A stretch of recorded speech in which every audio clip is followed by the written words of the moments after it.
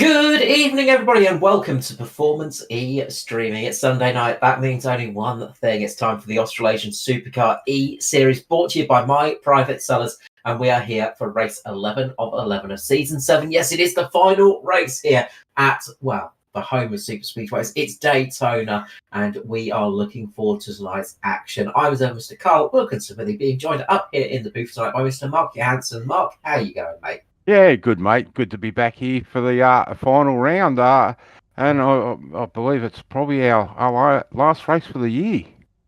Absolutely. It's wrapping up the 2023 season, so we're excited to get off to the beaches with some pina coladas and have a bit of a break, but we have a race to go before that happens. Mr. Matty Hunter up in the camera room doing all the important operations. How you going, mate? Yeah, going good. Having a nicely timed coughing fit, so it's great. Absolutely. As soon as we went live, I had a coughing fit. Yeah, I told you about those frogs. Yes. We'll try and keep Matt alive for the broadcast. We'll keep him on some live support systems. He'll be fine, I'm sure. So we're going to start off by going through the grid for tonight's race. And Southern Stars locking out the front row with Tom Pritchard and Andy Barber on the front row. Adam Malone is up there in on the second row with his title rival, Mr. Craig Roffey. Watch out for those two for the championship battle.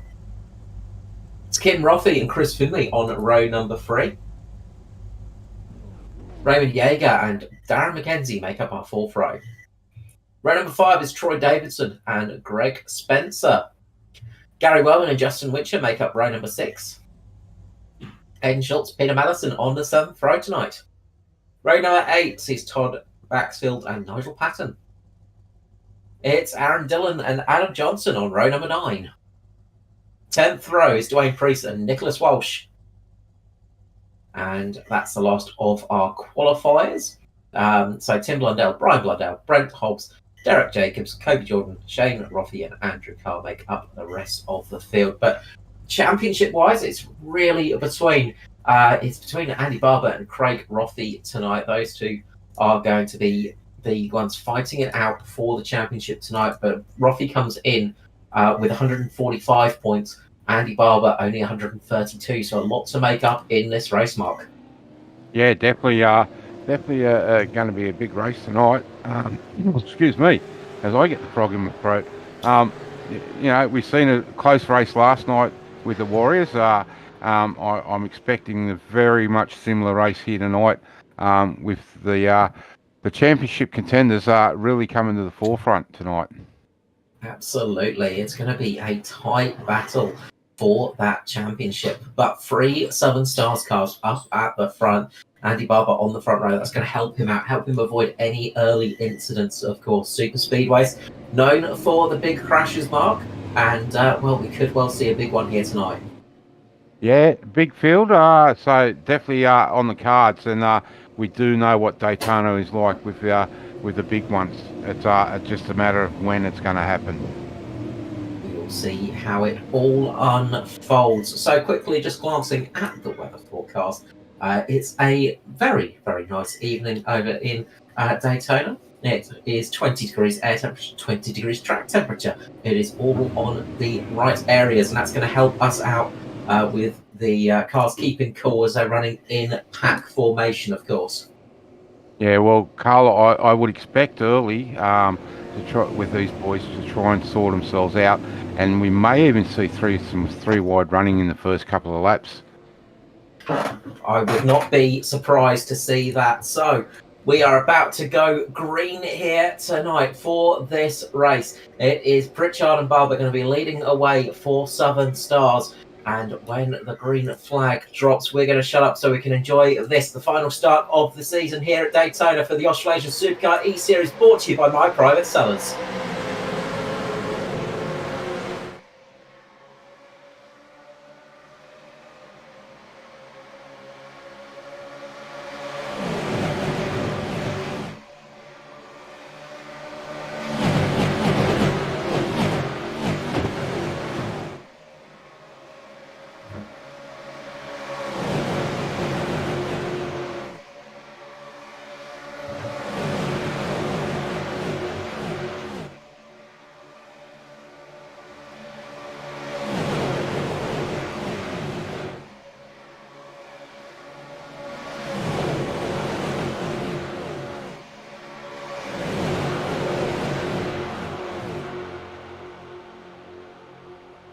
And as predicted, Mark 3 wide as they cross the line for the first lap here. Raymond Yeager up on the high side, Craig Roffey in the middle, Andy Barber down low, the front three running up towards the front now, and it is tight all across the board. Tyre wear's not going to be an issue here tonight. Remember, these super speedways don't eat up the tyres, but the fuel is going to be the main thing. Conserving that fuel, getting yourself into the right position for those pit stops, that is a crucial part of this style of racing.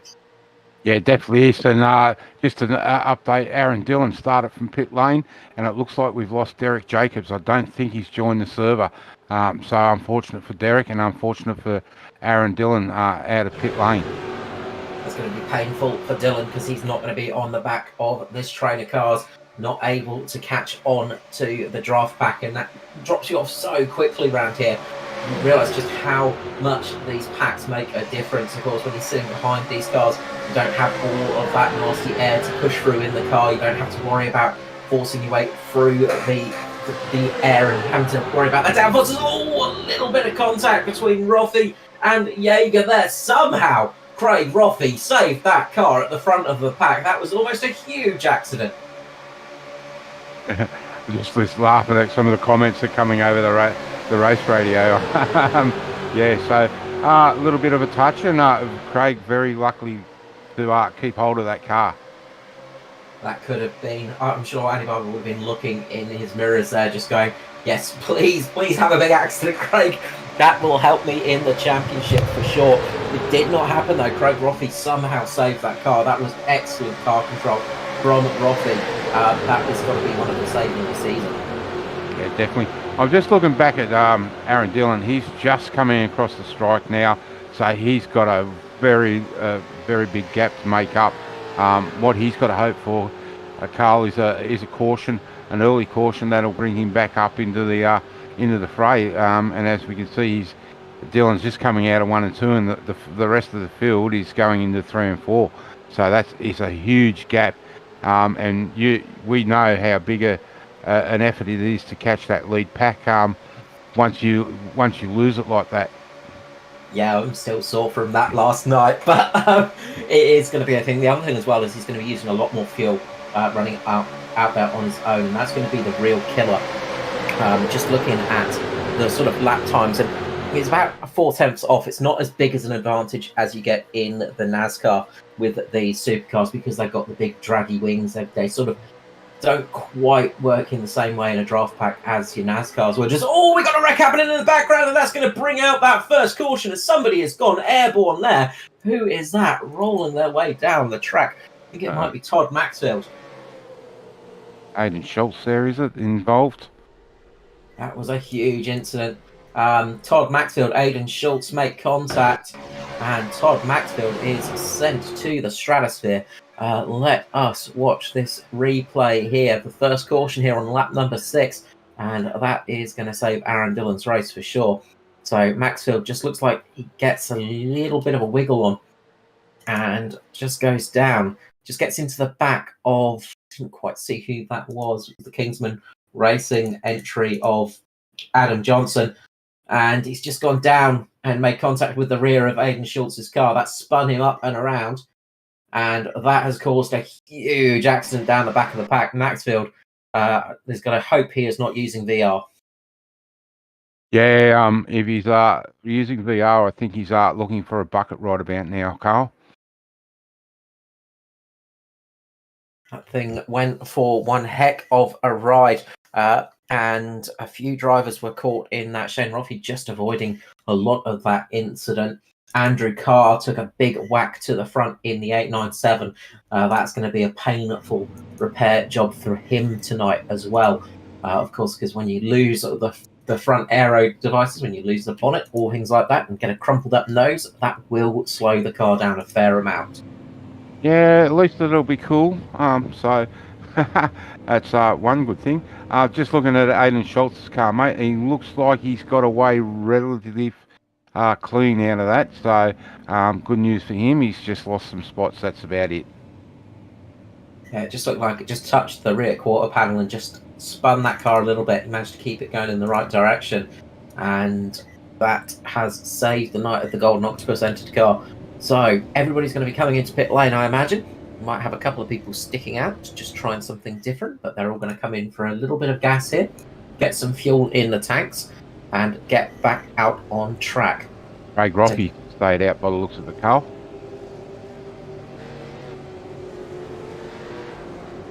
Okay, interesting. Craig Roffey up at the front as well. He's decided to stick it out. Andrew Carr and Shane Roffey. So those are the three that decided to stick it out here and see what they can do. Got to say, surprised at that. I would have expected everybody in the lane just to get that little bit more fuel to give them a little bit more wiggle room in the latter stages of this race. Definitely. And, mate, I'm just showing up on my timesheet. We've lost Adam Malone. Adam Malone has actually dropped out due to download package. So that's unfortunate for Southern Stars. Hopefully he can get back on. If he can get back on quickly, he might even be able to get on before losing a lap, and that will be crucial for his night. Never fun when those little technical gremlins come in and affect a car, especially when you're battling in a team's championship. Southern Stars came into this second in the standings behind the Sim Boys, with just a 6-point gap between the two teams there. Sim Boys leading with 359 points, Southern Stars on 353, and Rogue Sim Sports with 340. So it was it's going to be crucial to try and get that car back out there and back into this race to get them running, because that team's championship will be crucial for them. And if they can have a good night tonight, that could really jump them up into the lead. Looks like he's been out of reconnect, so that's good for them. Raymond Yeager coming into the pit lane with Greg Spencer. How many times have we seen Pinnacle doing a little bit of a different strategy, and they are rolling the dice here. Now, Adam Malone's going to lose a lap here, unfortunately. So that's painful for him, but it is only one lap. It probably has to be, you probably have to have the car towed back, so he'll have to stay stationary in the pit lane for a little bit. But he should hopefully only lose one lap here, whereas if we were running at full green flag conditions, he would be tumbling down in those laps. So that is a bit of a painful one, as we see Malone just getting away there in the foreground. So Craig Roffey's going to be leading us away here with Andrew Carr up the front. Now, Andrew Carr's got a lot of damage on the front of that car. That's going to make it quite slow when it's up to top speed. And that could affect that high line a little bit. So watch out for the high line, all wanting to drop down as quick as possible, just so they can get a couple of cars ahead of Andrew Carr. As soon as he gets into the draft pack, he'll be fine. But if he's leading, he's going to struggle.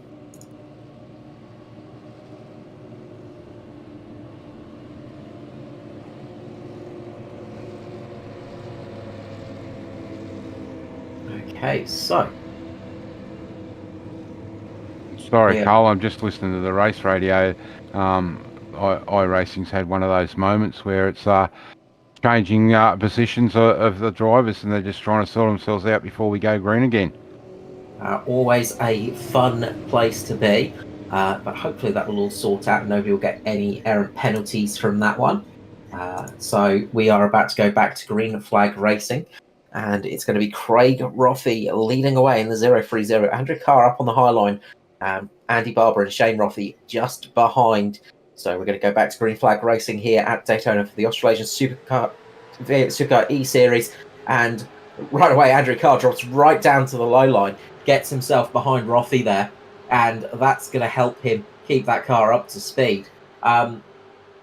It's important to just get that start right, and Craig Roffey's just pulled a big gap here, and that is going to close very, very quickly as the rest of the cars behind are going to get the aero, and Roffey drops down immediately. He does not want to be leading this pack tonight. That leaves Andy Barber up in the lead, and this is crucial for him. He's going to get that bonus point, and that will be a vital bonus point tonight. Craig Roffey's already got one. Andy Barber needs to secure his bonus point for that championship battle, keep himself on equal footing as Andrew Carr just on the low line, just getting a little bit loose. That car struggling now, it's out in the lead. Look at that high line, just sail on past it. That front end is going to be acting a bit like a parachute at the moment. I'm just watching Craig Rocky. We've seen him drop back. Now he's dropped right back to 19th position on the track. Just wondering if he's trying to hook up with some of his teammates there, and then they start to drive through. Back there we can see Adam Malone. He's definitely on a charge to try and get that lap back. So keep an eye out for him because he's pretty handy in these V8s. Absolutely. Malone's got he's crucially the only car a lap down at the moment, so if we get another caution, he will get the lucky dog position. But caution could not come, and that could be a painful one for him this evening as Justin Whitcher sails his way up to the front of the back, hugging the high line. He's got Tom Pritchard just behind him and Darren McKenzie. The Southern Stars cars are all linking up now. That is good news for that team as they start to all link up together. Pinnacle are trying to get their cars in order. They've got Nigel Patton and Raymond Yeager a couple of cars back. Justin Whitcher in the lead of the low line, so expect to see that team trying to link up together. And also just keep an eye out there on that outside line. Fifth in the line there, Aidan Schultz in the Golden Octopus 52. Good recovery from him after that pit stop to be down the back and now up running in the top 10. Yeah, it looks like he got away very, very scot-free with that one. And does not look to be any damages. He just has a little bit of a blip. So I won't mention anything more, just in case. Commentators curse. We are used to them working. We can work that well. Yeah, exactly. Time to perfection then. Up the front is Tom Pritchard now. He slots in front of Darren McKenzie. Southern Stars doing a good job to control the low line now as Pinnacle work the high line, and they are linking up well with each other, looking to bump draft the two cars up there. Can Justin Whitcher slot in with them? Not quite at the moment, as Troy Davidson working his way up the pack as well. Lots of juggling for position at the moment. Quite a few cars sitting back, happy to sit on the low line, keep themselves out of trouble. But we have got the front runners all wanting to be at the front at the moment. And it is Nigel Patton up there at the moment with Tom Pritchard. Two lines at the moment with Southern Stars and Pinnacle. Pinnacle would desperately want to get themselves off the bottom of the championship seats. We've seen them take the championship a number of times, but at the moment they are sitting last. So they would dearly love to finish just a tiny bit ahead of Rogue Sim Sports. So that's a crucial battle for them tonight to get themselves off the bottom of the timing sheet, of the championship sheets, I should say. Yeah, definitely. Look, I know it's a different night, different race car and everything, but last night we seen that high line take a bit of time to come in the Warriors race. But tonight it just seems like it's on song straight from the word go, Carl. Yeah, these cars look to be handling that high line very well. Of course, they have that nice big rear wing and that front splitter that just sucks the car into the ground, and that makes that high line work almost immediately. Sometimes the tyres can get a little bit funny on some of the lines, but it is working very well tonight. They're not looking that nervous as well, which is nice to see. Although big bump draft to Nigel Patton from Raymond Yeager to get him on the low line there made the car incredibly nervous as they were coming towards the corner, and they managed to make that one work. We said it before, but bump drafting in these cars is very, very tricky. They're not designed for it. They don't have the same rigidity at the front and the back of the car to stop them crumpling and causing damage, and they're not designed to really give a punt from the nose to the back of these cars, and that can really cause a little bit of trouble if you make it too hard. So it's a really, really tough skill to master in these supercars. As Aidan Schultz is looking to try and get himself up to the front. He's got no support from the back though here. He is side drafting at the moment from Raymond Yeager. He has got a couple of cars coming up behind him now. It's Cody Jordan there in the 080. He's got him behind Aidan Schultz. Meanwhile, Greg Spencer is up on the high line. He is looking to try and work his way to the front with his teammates now, as Pinnacle have got two cars on the low line. Just talking a bit about fuel, Carl, last night we seen 36 laps. I would expect these guys to get at least 10 to 15 laps more out of their tank with Big Aero and such a close bunch. So I'd say between 45 and 50 laps out of a tank of fuel. And if that's the case, these guys can make it home in one more stop. Just double checking. I think they may have limited the fuel tank a little bit, so that will just change things up a tiny bit there. 70% tanks, so that will reduce it a tiny bit here tonight, and that will probably make it similar to about 30-35 laps, I'd imagine. Yeah, so another 2 stops then, if that's the case, if they've limited it, and then they can only get the 35 laps. But we'll wait and see. We'll soon tell when it comes time what they're getting out of the tank. In the meantime, I might try and find out. I can see Mr. Brett Campbell there. Maybe I can try and get hold of him and just see what his fuel stats are for Aidan Schultz. As we see Kobe Jordan dropping down to the low line, same as Aidan Schultz there, and that's going to leave Brent Hobbs up on the high line. Hobbs flying through the field at the moment, one of the bigger movers through the field. Andrew Carr just behind him, holding on well here up the front of the field despite that front end damage. But being tucked in behind another car is really helping him at the moment keep the speed in that car so he can keep it up towards the front. And they are running a nice 2-line run here at the moment between this 2 group of cars. There's a bit of a gap further back between Darren McKenzie and the rest of the field. Tom Pritchard, Andy Barber sitting behind him at the moment. And they're just sitting off a little bit from the main pack. But I imagine that once they get that magical draft coming to the car, they will come flying back to each other. And we might see a big run from these guys. You've got Gary Wellman and Aaron Dillon sitting at the back of the pack at the moment with Craig Roffey and Shane Roffey. So some drivers just hanging back at the moment, keeping themselves a little bit lower down just in case there is a big moment, just to keep themselves safe in this race. All right, Carl, I've gone for a run down the pit lane. I need a drink. I've been told around 30 laps out of a tank of fuel, but I know that some drivers do lie to us, so look at that about between 30 and 35 laps, I'd say. We will find out as this goes on. Meanwhile, the Highlights just had a massive run, and that's given Justin Whitcher the chance to link up with teammates. All 4 Pinnacle cars now in a row. That could be crucial, but up the front, Brent Hobbs has managed to get up into the lead with Andrew Carr, and along comes the 173 of Peter Matson as well. So, moving up towards the front they come, looking to see what they can do in this race. Adam Johnson having a good run up there as well.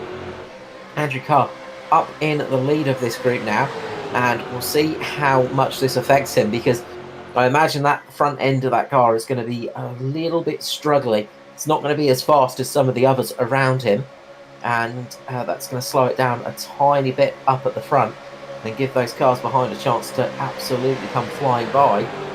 It's also going to hurt his fuel efficiency as well.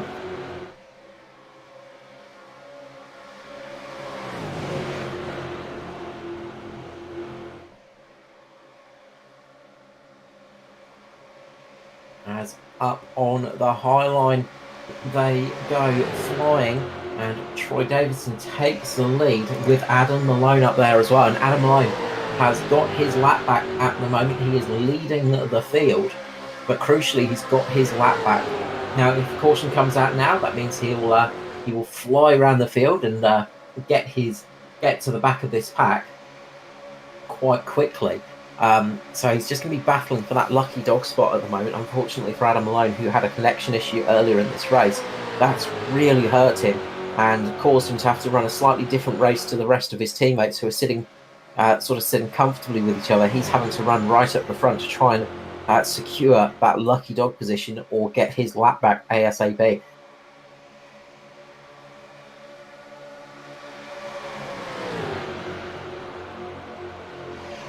So 22 laps into the race, 79 remaining here tonight. There's contact between Carr and Shane Roffey. And Oh, sorry, that wasn't Shane Ruffy. That was one of the Sim Boys cars. Sorry, I just caught it out the corner of my eyes, and that is a huge crash that spread the field out. And Andrew Carr's night is well and truly done, you got to say. Which car was that? That was one of the orange ones. I think that might have been Nicholas Walsh there that got caught up in that incident. Let's see the replay here and find out what happened. So they come across the tri-oval section up towards turn 1, and Andrew Carr has got a huge run and just looks like they get a little bit scruffy going in there, and bang, contact between the two cars. From that sort of angle, it looks like the Simboy car just moved up a tiny bit as he was going past, but a little bit tricky to see from that spot. Yeah, it's just one of those things that looks like the Simboy may have come up and the shell car may have come down just that little bit, and 2 into 1 don't work, Carl.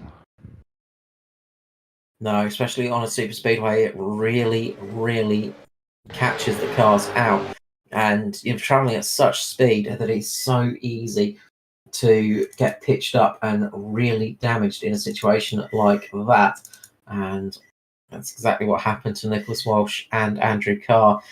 It looks like Andrew Carr's just gone down a bit into Nicholas Walsh. Looking back at that replay, Nicholas Walsh was sort of on the same line as he was going through there, and the two make contact, heavy contact there, and I think Raymond Yeager just got away relatively unscathed, but it was very, very close to making contact with his car. That was quite a bit of damage throughout the field. Well, it's not the big one, but it's definitely involved a few cars. So, still looking for that big one to happen somewhere tonight. And as we said early on, Carl, it's not a matter of how or if; it's a matter of when. Very much so. Looks like everybody's coming into the lane, and not a surprise that one, as we're 24 laps into this race, and those drivers that didn't take fuel last time round have taken fuel this time round. So that's going to reset the field. Now, who took what and who managed to get through the quickest, we'll find out as they all get away here. Quite some long pit stops happening though, so it looks like there's some big fills going on throughout the field. So quite a bit of fuel going into a fair amount of these cars, and that's going to change up the race a little bit.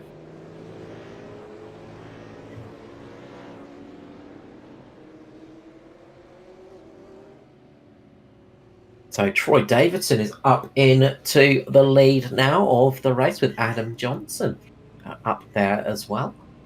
Those two getting away nicely. Relatively short stops for them.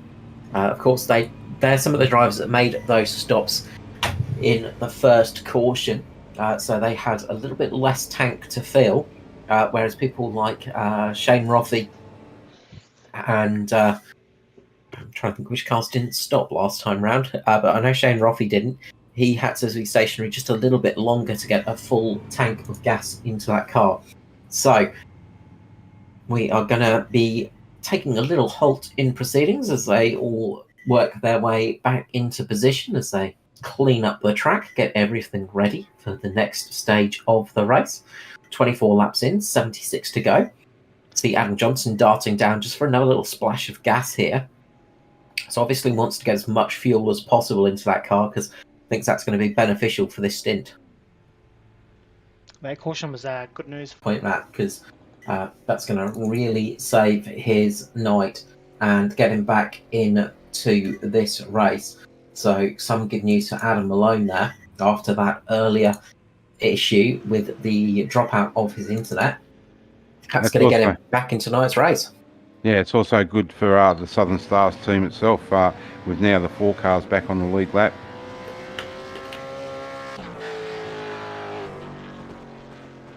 They'll be able to work themselves back into a group, get themselves back together and start working as a cohesive group now as well.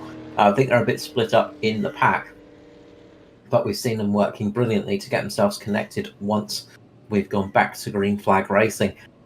Going to see that shortly as they all start to form up here. It's going to be Troy Davis and Peter Madison up the front of the field. Quite a few people deciding to come down just for an extra top up of fuel as well. So that's always interesting because that means they've got a strategy goal in mind if we run green to the end mark. Yeah, definitely. And we'll definitely see all these teammates now try and really start to link up and work together in this second half of this race now.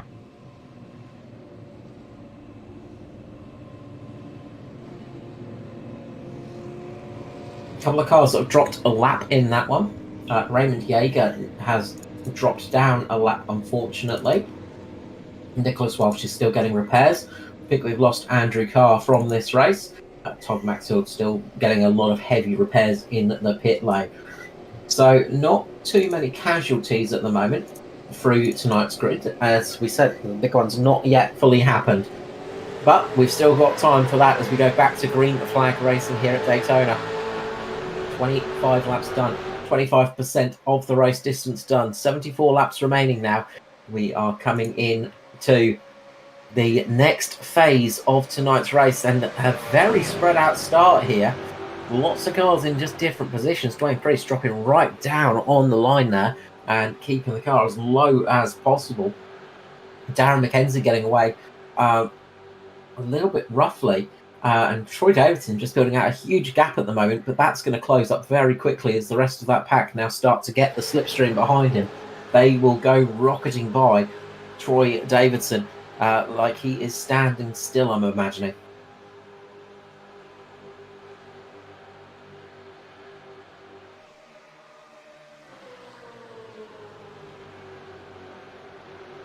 So McKenzie up into the lead with Justin Whitcher right behind him at the moment. Davidson's done a good job of keeping the car on the low line. Has just got some of that side draft now from McKenzie and equaled up 2 lines, but he doesn't have many cars behind him. A lot of people favouring the high line at the moment on this restart, Mark.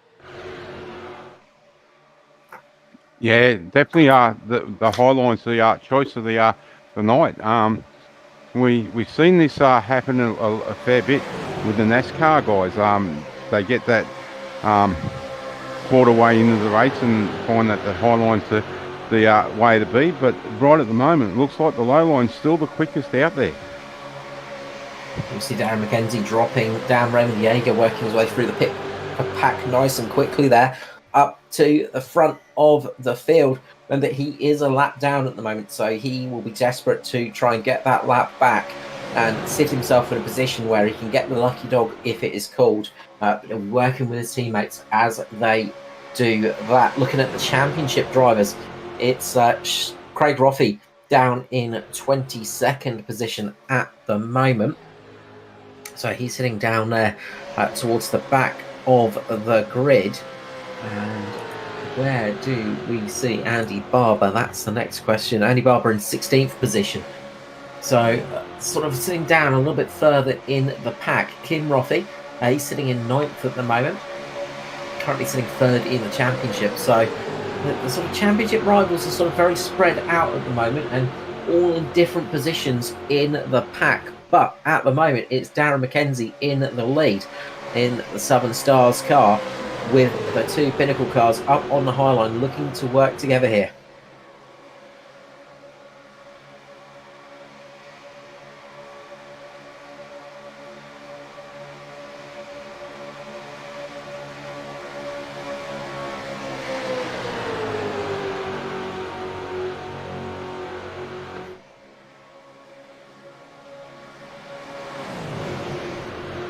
So the pack's sitting relatively tight at the moment, and you can see they are really keeping themselves close to each other as Raymond Yeager is as close as you like to Darren McKenzie.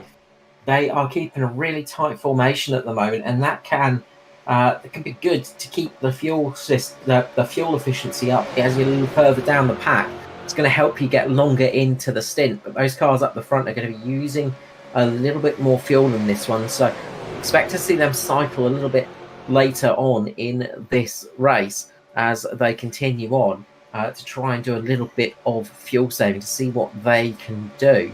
If we're expecting about 30 laps, we'll probably see them coming in around about 25 laps time, which will be just sort of still not a comfortable spot. So they're really going to be wanting to try and extend as much as possible here, I think, Mark. Yeah, they definitely want to be trying to save a little bit to try and stretch this fuel run out as far as they can. And that way they may get away with one more stop, but I'd say it's definitely going to be a two-stopper race from here even still. Yeah, if you can work it in with a quick splash and dash at the end, that could really bring your race alive. But if you mistime it, that could really hurt as well. So plenty of different strategies going to be coming into play. See Peter Madison trying to get the third line working here. He's right up on the high line at the moment, just above Justin Whitcher as they come on to the back straight and onto the front triangle section. And he's got a good run here, Madison. He might be able to work his way right to the front of this pack. Looks like he's trying to get himself a position where he can just jot down with the rest of the cars, but not quite working now. Starting to stall out a little bit. He just needs that little bit of room below him where he can just slot in. Looks like he wants to try and lead this train of cars at the moment.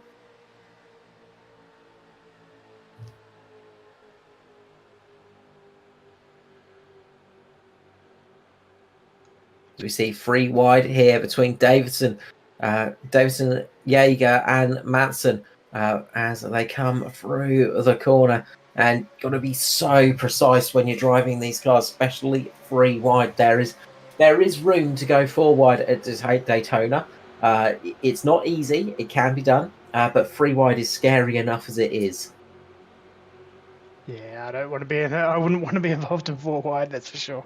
Yeah, I was just going to say, Matt, the cars that get tailing are a little bit squiggly enough three wide, let alone four. But we have seen it happen here before, and we've seen people make it work really well too.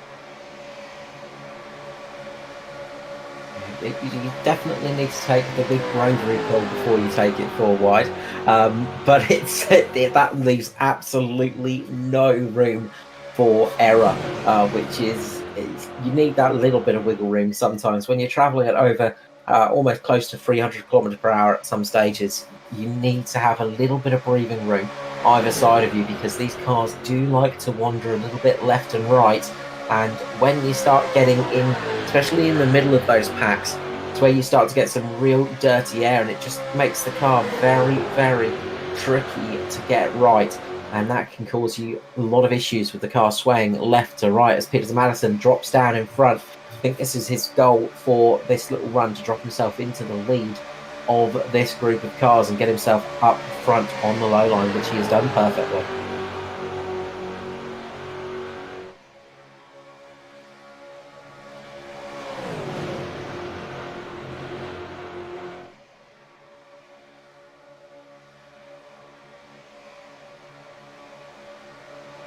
It's looking pretty settled here, isn't it, really? They're just sort of logging laps and working on their fuel economy.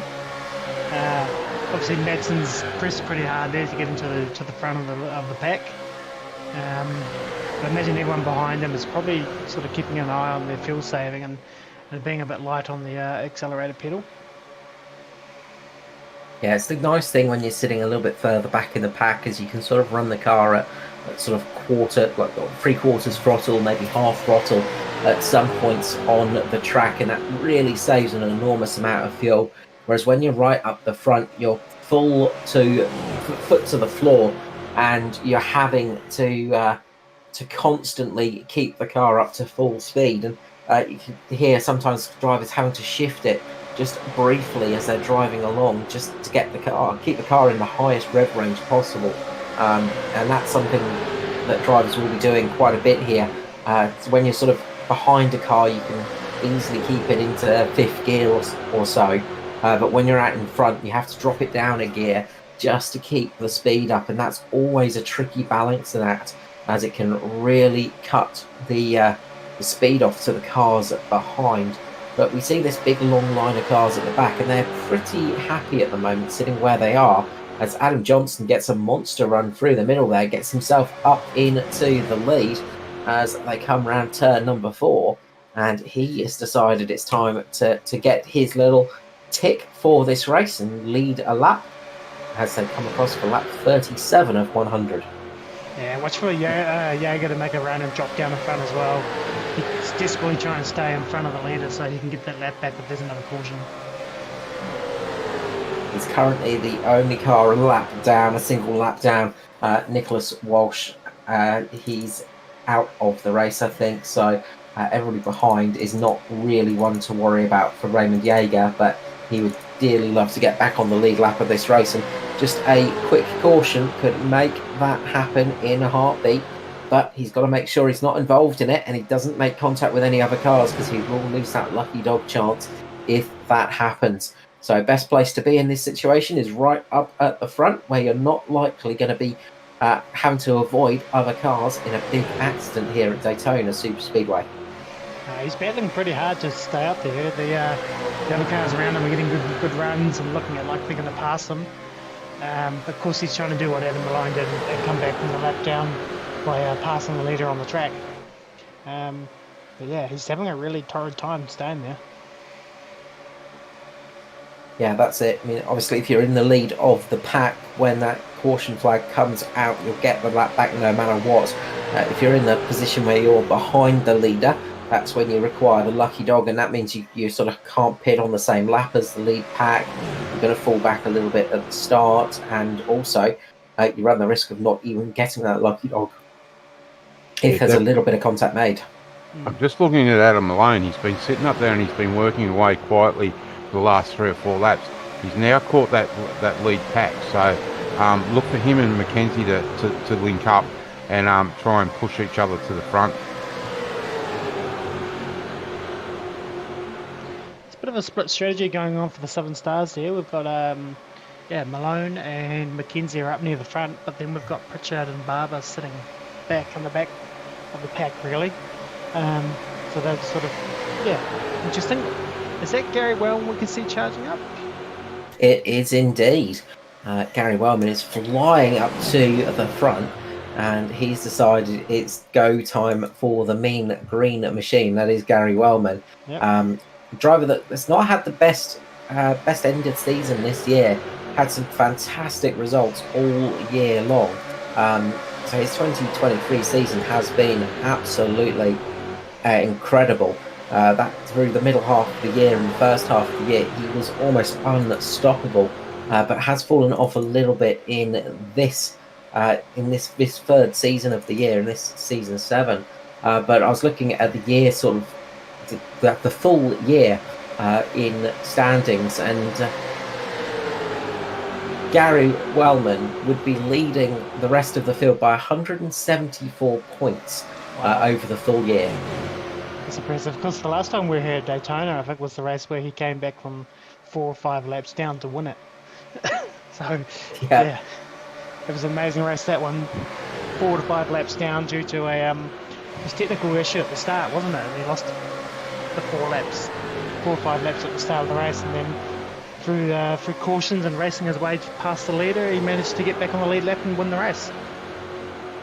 Yeah, that was a absolutely impressive drive, and it got him in to the championship final few.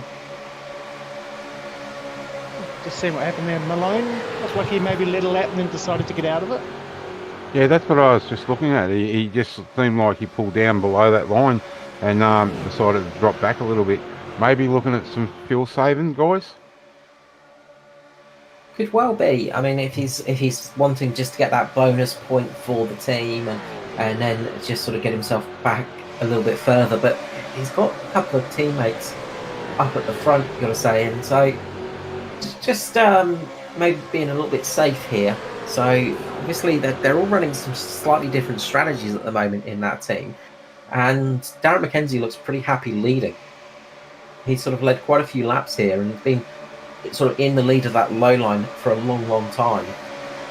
So just get the feeling they're sort of running slightly different races at the moment, and then they'll see what happens at the end and come together for that. I think Darren wants to stay out in front of all the cars he can, given all the bad luck he's had this year. Maybe the safest place for him to be is right out in front with no one around him. Yeah, we've seen him get involved in a few things just by location. As you said, Matt, with some really bad luck this year, and it's good to see his luck hopefully changing tonight.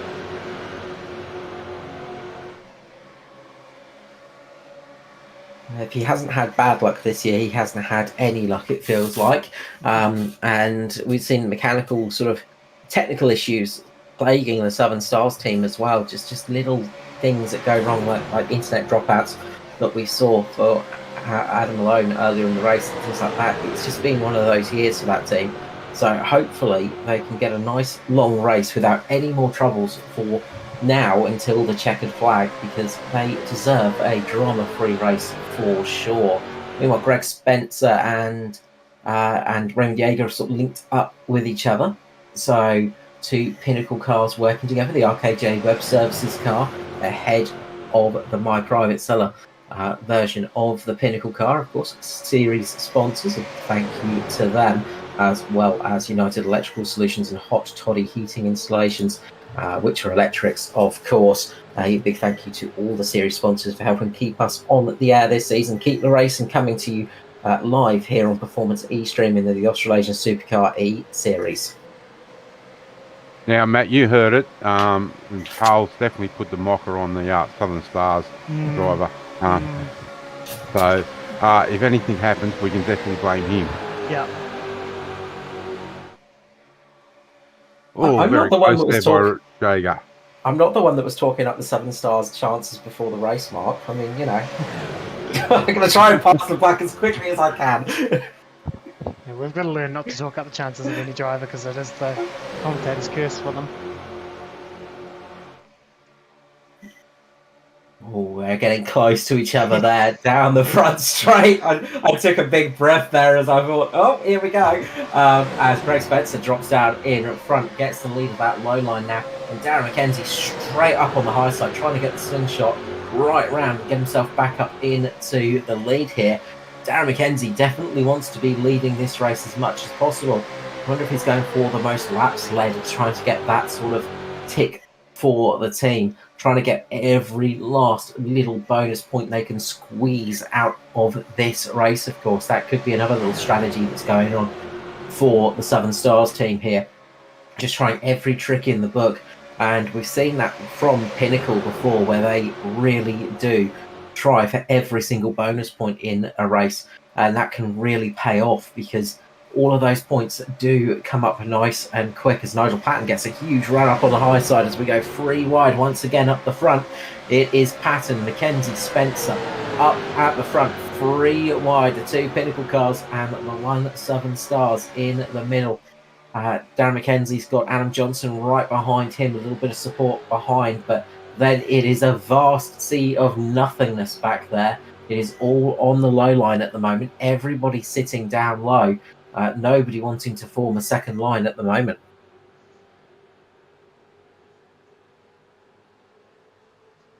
No, that top line is very lonely up there for Nigel. So it's going to be hanging out to dry. But as we say that, he's got a nice little run into turns 3 and 4. So, and he's still working up there. It's still working for a brief moment, but then it sort of just comes to a stop, just shudders to a halt, I should say, as it just gets that sort of fresh air on the nose of the car. It's going to make the engine nice and happy, but it is going to be like driving through a big brick of wall of air at the moment, and that's slowing that car down, just not really letting them get themselves up to the lead of the race. And they're starting to get a little bit nervous as they're exiting the corner as well, as the middle cars, as Darren McKenzie at the moment and Adam Johnson, those cars just getting just a little bit on edge through the exit of the corner, as they've got cars either side of them. Yeah, I was just going to say it's not going to take much, and we could see the big one happen here because we can see those cars just moving around a little bit now. So Nigel's just dropped back a little bit. I think he's had enough, and he's going to drop back into that third spot on that high line, which is probably a wise thing to do, as we are not even quite halfway yet. Now a couple more laps and we hit the half race distance for the final 50% of the race of this, the season closer, the championship final here of the Australasian Supercar eSeries. And well, who's going to be crowned the champion? We'll find out in just, well, if I can just keep talking for another couple of moments, it will be just 50 laps time in about a few hundred more meters as they come up to the line here. It's Raymond Yeager in the lead with Dan McKenzie on the high side as we hit half race distance here tonight. 50 laps in, 50 to go. And who is going to take the victory tonight? Who is going to take the championship?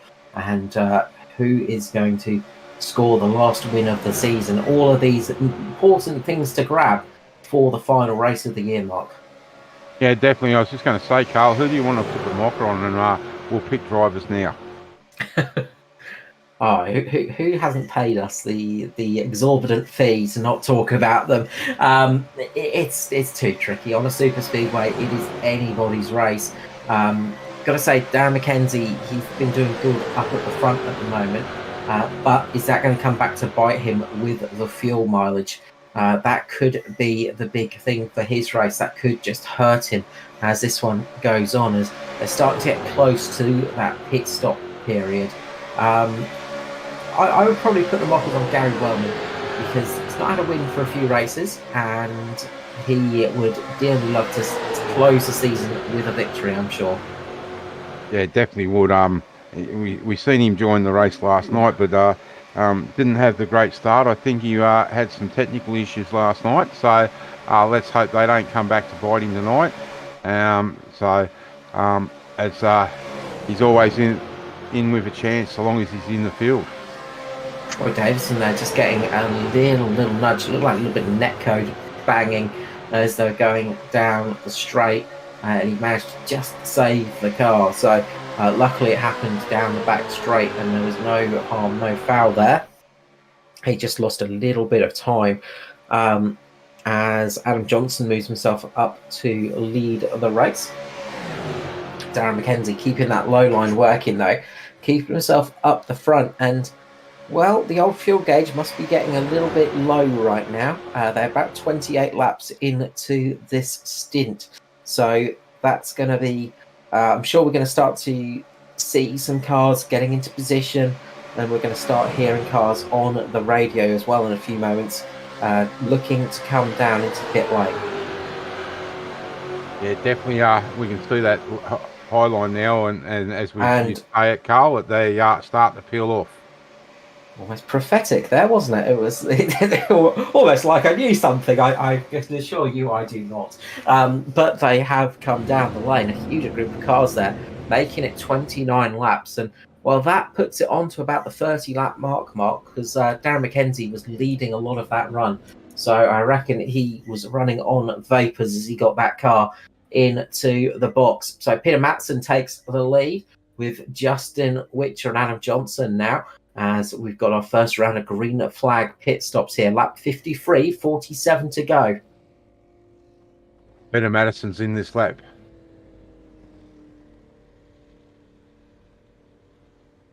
So we're going to see a whole group of other cars coming down the lane. But who can extend it here? That's going to be a crucial next part of the race.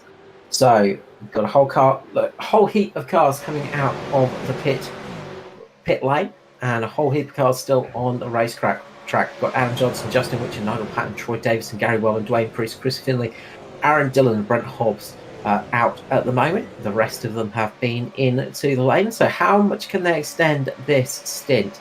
Adam Johnson, he came down for an extra splash of fuel. So did Gary Wellman. So expect them to maybe stick it out maybe one lap longer here, as they might be able to extend their stint a little bit. Will they do that? Well, we're going to find out now as we see those drivers keep it out on the track. A couple coming into the lane right now. Chris Finlay, Aaron Dillon, Brent Hobbs, all coming in to the lane.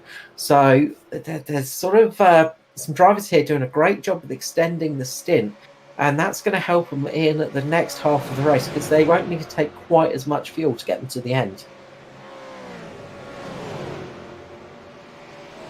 Yeah, it's been well done by those guys that have been able to save that little bit of fuel. And as you said, Carl, it's not going to be such a long stop for them next time by. The only thing that's going to stretch that out is if they do tyres. But if they take a full tank of gas, the tyres should be covered by the gas. That's it. And as we said, tyres not always the biggest necessity on the super speedway. Getting the car stopped is, though. Gary Wellman stuck it out for another lap. So he managed to get an extra lap of fuel out of the tank, taking him into a 32-lap stint. And he might be able to even get it to 33 here, although it just depends if he wants to sort of stick it out on his own or if he's going to bring it in this time round. But he's managed to just get that little bit of extra fuel out of the tank, as well as extending by coming in for that quick splash and dash during the last caution. So Gary Wellman doing a great job of extending. And how many more laps can he extend it for? Well, I think that was it. So he's going to come in to the lane this time round as he gets on to the brakes, gets onto the limiter, gets the car into the lane as the rest of the pack now come thundering past. And we are going back to racing here as we've got a lot of different cars on track coming out of pit lane. It's a whole mess at the moment. There's a fairly big pack that's working together, though, with, I think, Darren McKenzie, Adam Malone in the lead of that pack. So that's where we will try and pick up that group of cars. You'll see a few cars exiting the lane now, trying to get back into this group. But we've got a fairly decent pack. Peter Matson is leading the charge at the moment, but he's going to be swallowed up by this group of cars in no time at all. So he's sort of got a fairly decent gap behind him, but that just means that more chance for a run. Peter Matson absolutely nailing his pit stop, getting in and out in perfect timing, and that's given him the lead of the race at the moment as Gary Wellman comes back out on track as well. So it's all going to be getting to the end of the race now. They should only need one more stop.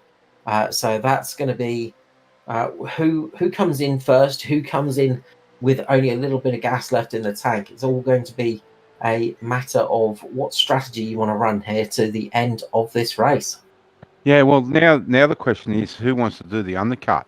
Who's going to pull in and take that last dump of fuel to see him home? But they've also got to remember, Carl, that they have a green-white checker. So if you go over time, you're going to need to carry 3 or 4 extra laps of fuel. Yeah, that's it. You want to make sure you've got that little bit of extra in the tank just in case that green-white checker comes out and it just catches you out at the end of the race. We've seen it before where people have been caught out by a green-white checker and just run out of fuel at the last part of the race. So will that happen tonight? Meanwhile, Kim Roffey's done a great job of getting himself to the front of this group, who are closing the gap still to Peter Matson. Peter Matson absolutely nailing that stop, and I imagine he wished that was a stop with only a couple of laps left in this race, I imagine. Yeah, definitely. Everyone's settling down now and you're enjoying the second half of the third quarter of the race. Simboy's leading with 359. Yeah, it's the time of the race now where the concentration and fatigue starts to set in. It's been a fairly long run, of course. It's a long old race as well. These super speedways, they are taking an enormous amount of concentration, as we'll see Kim Roffey taking the lead from Peter Matson. But it takes a lot of concentration to get yourself to this stage of the race, and it's very easy just to have a momentary lapse as you might be just taking a sip of water or just trying to stretch your hand a little bit, sometimes stretching your leg a little bit, because when you've got that foot pressed to the floor on the gas pedal, you sometimes get numb legs and all these kinds of things. They start to set in because you're not moving the leg much at all. Yeah, definitely. Look, I've got a bit of a lull. I'm gonna ask both of you a question. We've had plenty of exciting times through the season, but my most memorable period of the season is Matt. You've already mentioned it. Gary Wellman coming from 4 laps down to win the race. What do you guys think of the season? You know, there's so many things we can point out as our favourite moments. See, this is always the hard question for me because I've got a memory like a sieve. I'll let you go, Matt. I mean, Wellman, that coming back from 4 or 5 laps down is, you know, that's the very definition of super speedway racing, and why you just keep your car in it, because if you're in it, you're a chance, you know. If you keep your car clean, you keep circulating, you never know what's going to happen. You might get it. In Gary Wellman's case, he got, you know, 4 or 5 cautions and it enabled him to get back on the lead lap, and he was fast enough to, you know, get up there and win it, and that was just simply because he never gave up. He didn't quit, and he kept a clean car and kept going. So that was probably my sort of moment of the season, really. I'd have to go again. It seemed like the Gary Wellman fan club tonight, but just his winning streak.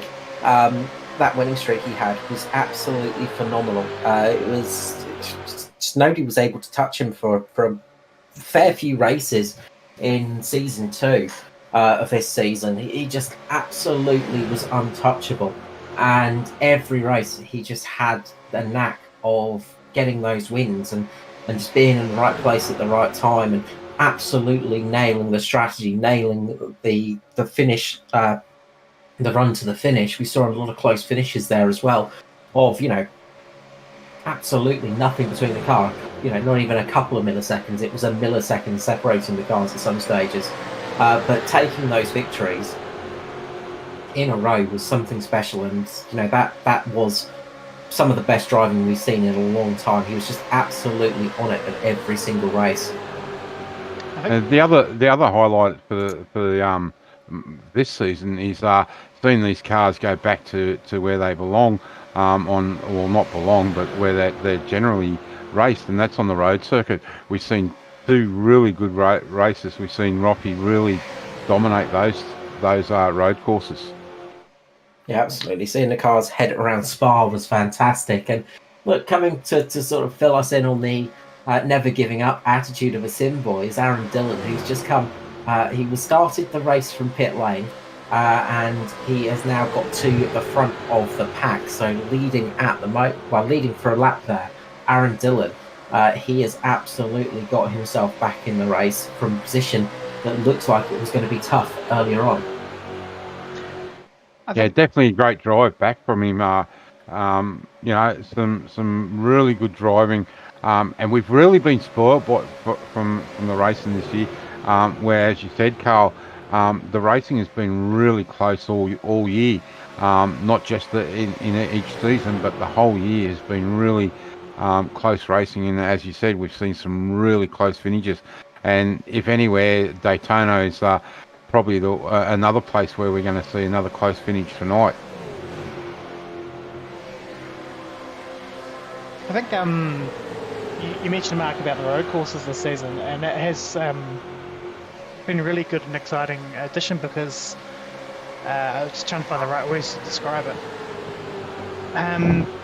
Because the level of the races is not, you know, not trying to be insulting to the drivers, but you know, they're not the top echelon of drivers. They're, you know, they do make mistakes, and that makes racing more interesting. Whereas, you know, the sort of higher level guys, they tend not to make mistakes, and it becomes processional because there is no mistakes and stuff. But you saw the level of these guys racing on the road courses, that, you know, there were little areas which allowed cars to get side by side and race, and then they also had the respect, you know, to go for the corner side by side, and that made it really good to see. Yeah, definitely.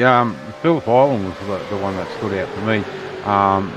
Some different people up the front, and I guess it evened the field out a little bit, where you've got a lot of oval track guys in here. But then, when, as you said, Matt, when we went to the to the road racing, we've seen those guys make some little mistakes, and the road racing guys really came to the forefront.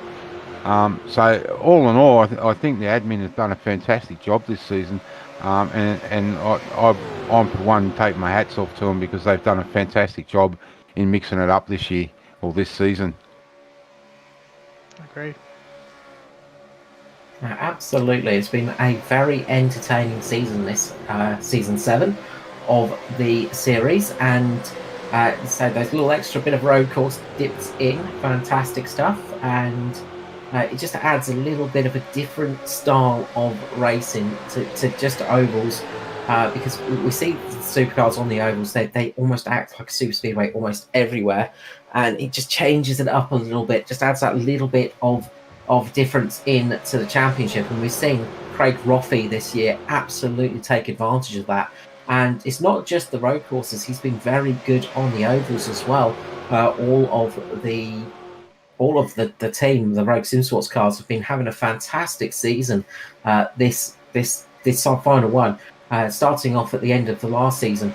Of course, we sort of saw them taking victories, and it's just really nice to see those guys getting some victories under their belt after, well, remember, they missed the first round of the season. So they've really come on strong this year and got themselves right to the front. And Craig Roffey, absolutely hats off to him for taking those wins, not just on the road courses, but he's taken those oval victories as well. It's been a really strong season for himself, with the amount of victories he's had for these few races. You know, he's constantly been up there, taking out the wins, getting those points, and just really keeping himself in the right place at the right time.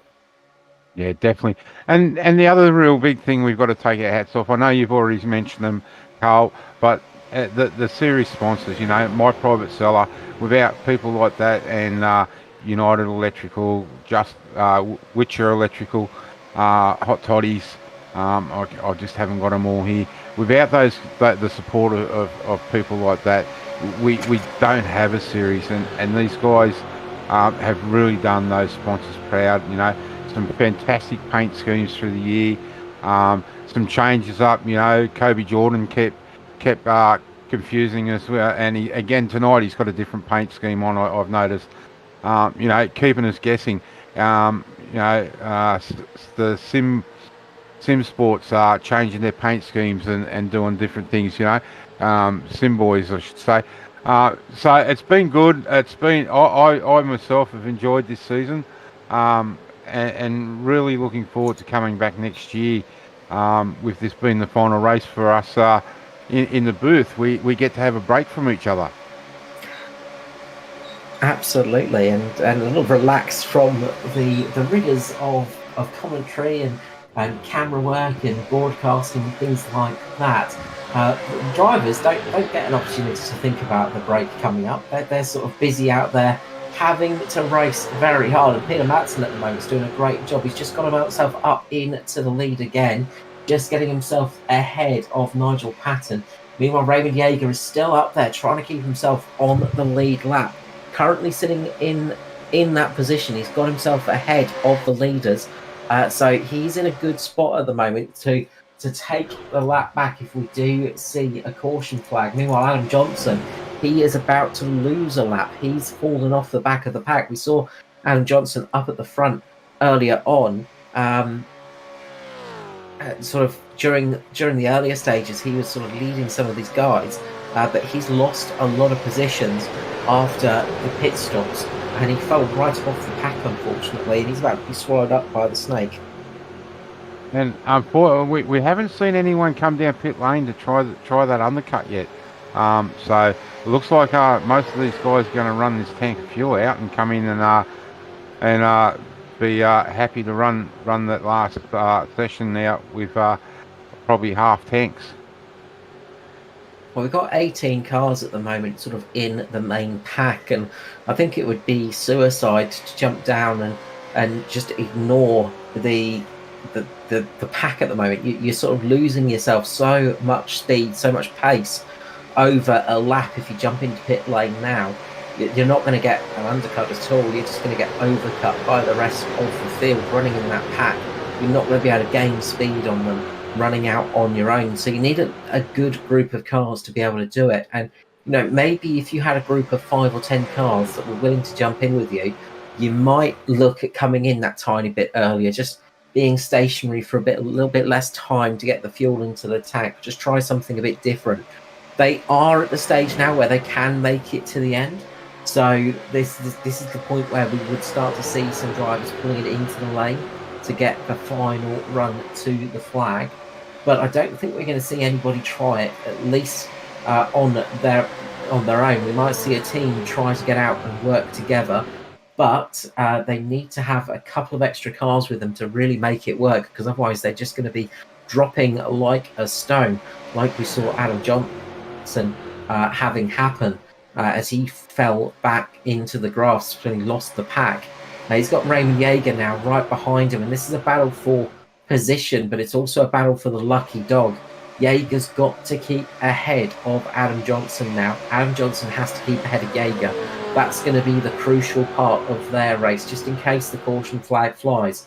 If they can both keep out in front of the head car, if they can lead the race, then they'll both be right on the back of the snake at the end of the caution. But Peter Matson at the moment is stopping that from happening. He's leading. So both these cars are fighting for the lucky dog position. I've just seen the lap previous there. Raymond just touched the give Johnson's back rear end a little bit of a rub. So now we see him drop back down. He's definitely looking at trying to get past Johnson, because he, as you said, Carl, he definitely needs to be in front of him for that lucky dog. And Madison and Johnson working well together. Big bump drafting going on between Johnson and Madison. So those two seem to be working well with each other. We saw them actually grouping up at the earlier stages of the race. And that was so very close for Greg Spencer. That was a scary moment, as they just got broken up a little bit, and looked like Yeager just moved up a tiny bit, and luckily for Spencer, he caught it out the corner of his eye and just moved up out the way to avoid a big crash there. That would have been a huge accident at the front of the pack. Yeah, but Spencer gave that outside wall through that tri-oval a big knock. So let's hope it hasn't done any damage to that car. And Johnson gets very loose there. Raymond all over the back of that red Kingsman racing car. Yeah, they're both bump drafting with each other, just trying to unsettle the other, just wanting to. It's a game of chicken between these two cars now. They're trying to sort of get the one up on each other and trying to cause the other just to fall back a little bit here. So a little bit of bump and run tactics almost. And they are really trying some different strategies to spook each other. They're just playing some dangerous games here at the front of the pack. But you've got to do that if you want to try and get back on the lead lap, of course. The beautiful thing about NASCAR racing is, even if you are a lap down, you're still racing for position, you're still racing for the race. Just because you're a lap off does not mean that you're off on pace. It just means you got unlucky somewhere. As we see on the high line at the moment, Greg Spencer, Troy Dawson and Kobe Jordan working their way up to the front. Aidan Schultz just behind them as well. So there's quite a few cars working their way up to the front now, and we've got a second line formed. And we've lost Jager. We have lost Jager just to the Netherworld. That is really unfortunate. There, just a connection drop, unfortunately for Yeager. That is painful. It's been a painful night for former champion Raymond Yeager, and that's going to hurt again. Had a decent run up until here, but obviously connection issues just coming in to bite another car here tonight. Yeah, and we can see now Kobe Jordan and Aidan Schultz on that high line. They've been very, very quiet through the night. Schultz got mixed up in that early caution, but been able to drive back. But we need to see. I was just going to say they're going to get hung out to dry up there by themselves.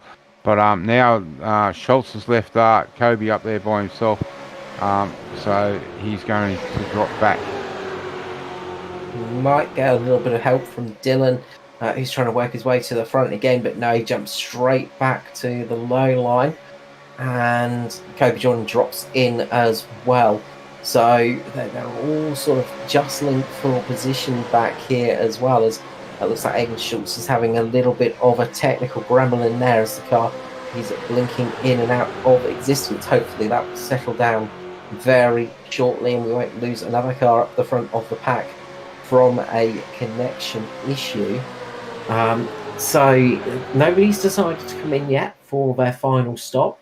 So it looks like they're going to be running right till the tank is dry for a lot of these guys. So there's quite a few different strategies going on now between this field of cars.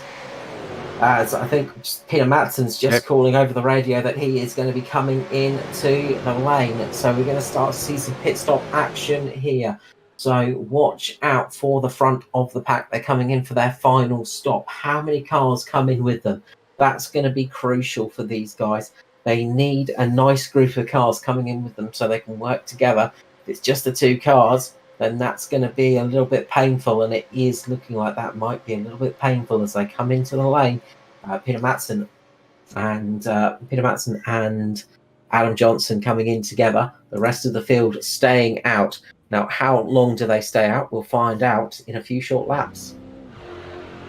And that just gives Troy Davidson the race lead, with Greg Spencer in second and Kobe Jordan third, Adam Schultz fourth. So, and Aaron Dillon moving back to the high line. He definitely likes that high line around here, doesn't he?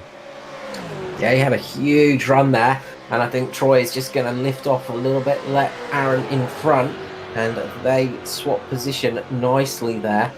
And just looks like Dillon's just saved a bit of fuel. He's just a bit happy to run at full throttle, and they are going to be linking up with each other, and that's going to work out well for the time being. Times have dropped off a bit here, so their sort of fastest laps so far, 46.8 for the majority of the field. Fastest lap in all is a 46.40. They're running at about 48-second laps at the moment, so obviously they've dropped a little bit of pace here as they are sort of not quite as many cars in the field. But if they can, those guys that came in pit lane can really work together and do some serious bump drafting, they might be able to catch back up with this pack when they come back out after coming into the pit stop. So we'll see who can make this work. With only 18 laps remaining, it's going to be just a tiny splash and dash just to get them to the line. And who's going to work it out right, who's going to work it out wrong, we're just going to find out in just 18 laps time here for the Australasian Supercar eSeries, brought to you by my Private Cellar.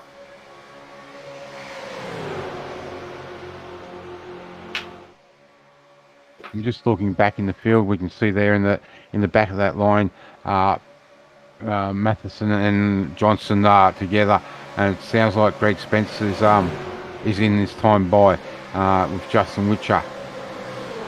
Yeah, not a bad pit stop for those two. They've got themselves back on this pack, so they lost a lap, obviously, but they will get that back when everybody else stops. So that could actually work out quite well here. Everybody else is going to be a bit quicker through the lane, though. They won't need to take just as much fuel. So that's going to be crucial for the stopping.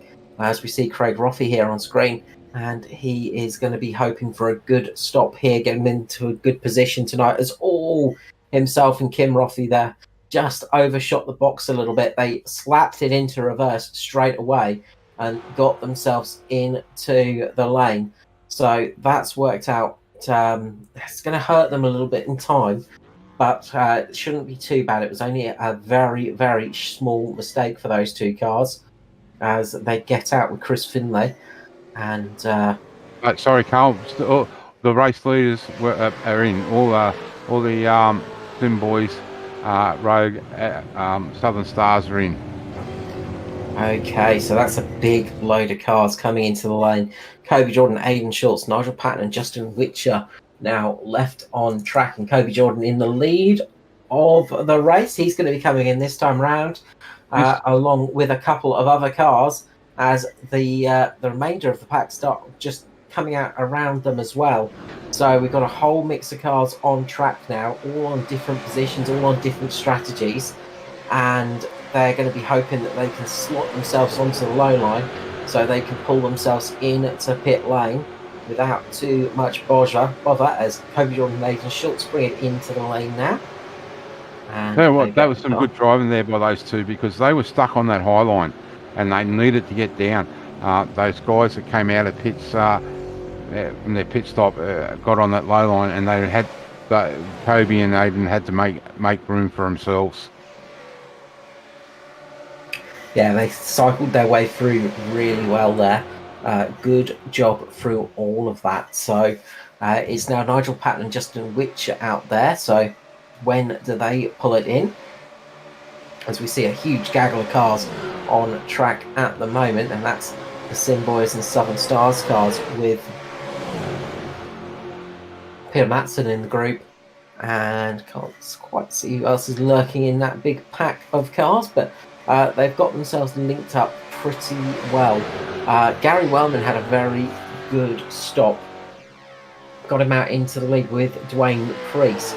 So we're now starting to see everybody sort of spread out a little bit here, and we could see some different positions in this race once it all settles down.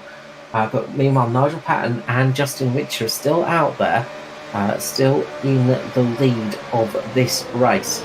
So they're still leading. So if a caution came out now, they would be in the prime position.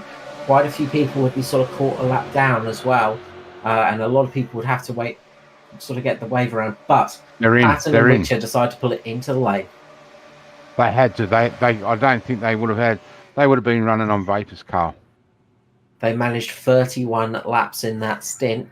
A good run, about the longest we've seen tonight. I think longest stint so far for the evening was Gary Wellman with 32 laps, but very much on the edge of the fuel limit there for those two.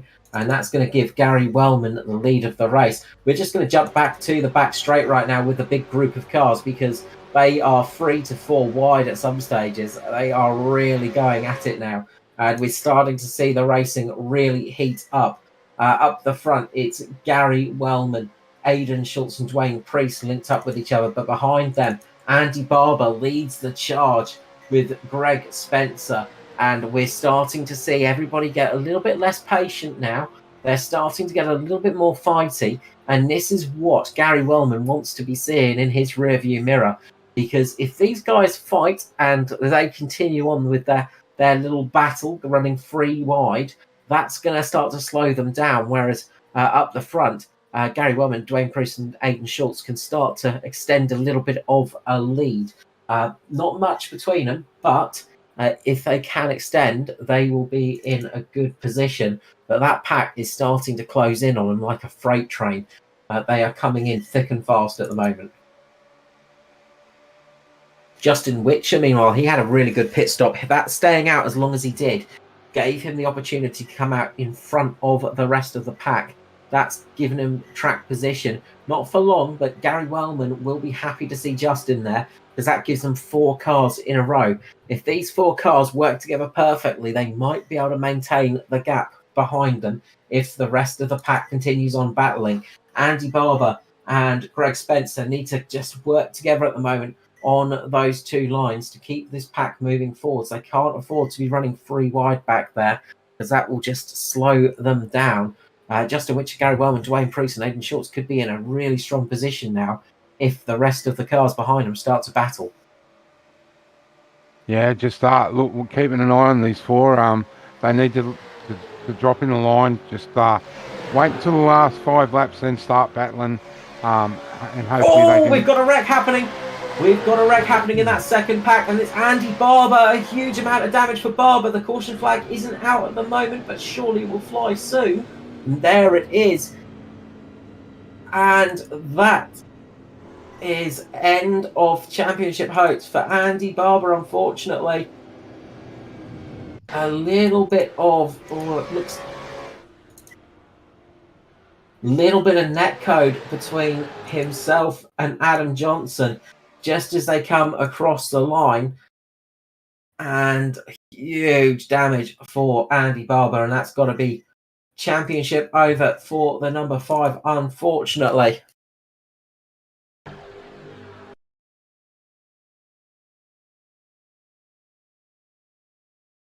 Big crash there, and Kim Roffey as well involved in that one. So that is the championship contenders, all with a lot of damage. So that has really hurt the championship chances of those guys, but it has helped Craig Roffey, who just avoided all of that carnage. We'll jump on board here with Kim Roffey, as he's got the best view. Look down on the inside, that's Craig Roffey down below him there in front of him. Kim Roffey has nowhere to go, right into the back of Johnson and Andy Barber as well. And those two cars are toast. That is done and dusted for them, unfortunately. But that does mean that Craig Roffey will be taking out the championship for the drivers. Yeah, it's definitely unfortunate, but got to remember too that Johnson has the right to try and race for his lap back. So, unfortunately, as you said, it definitely looked like some net code there, but it's definitely no consolation or anything for Andy. Really up there tonight and having a great run. Yeah, he was doing everything he could to try and take the championship battle to this man, Craig Roffey, the Season 7 champion. He, pending any penalties or anything like that, but doubt that will be anything to come. It's a point gap is enough for Craig Roffey to take out the championship. But Andy Barber really took the fight to him this season after some issues for Andy Barber. Unfortunately, he sort of got caught out a couple of times this season, but had a fantastic run to this position, just with consistency. And just a shame to see him out. And I think I see him down in the green room. So we'll just grab him up quickly. And we will grab Mr. Andy Barber. Andy, did not want to see you in the booth at this stage of the race, mate. We wanted to see you here, but at the end of it, commiserations for that moment out on track after a hard-fought run in this race. Yeah, absolutely. Drove that one smart, and I was leading the race when I got taken out with 10 to go. So I knew I had to win and finish 4 spots ahead of Craig to clinch the title. But seems I'm pretty good at coming second in this series.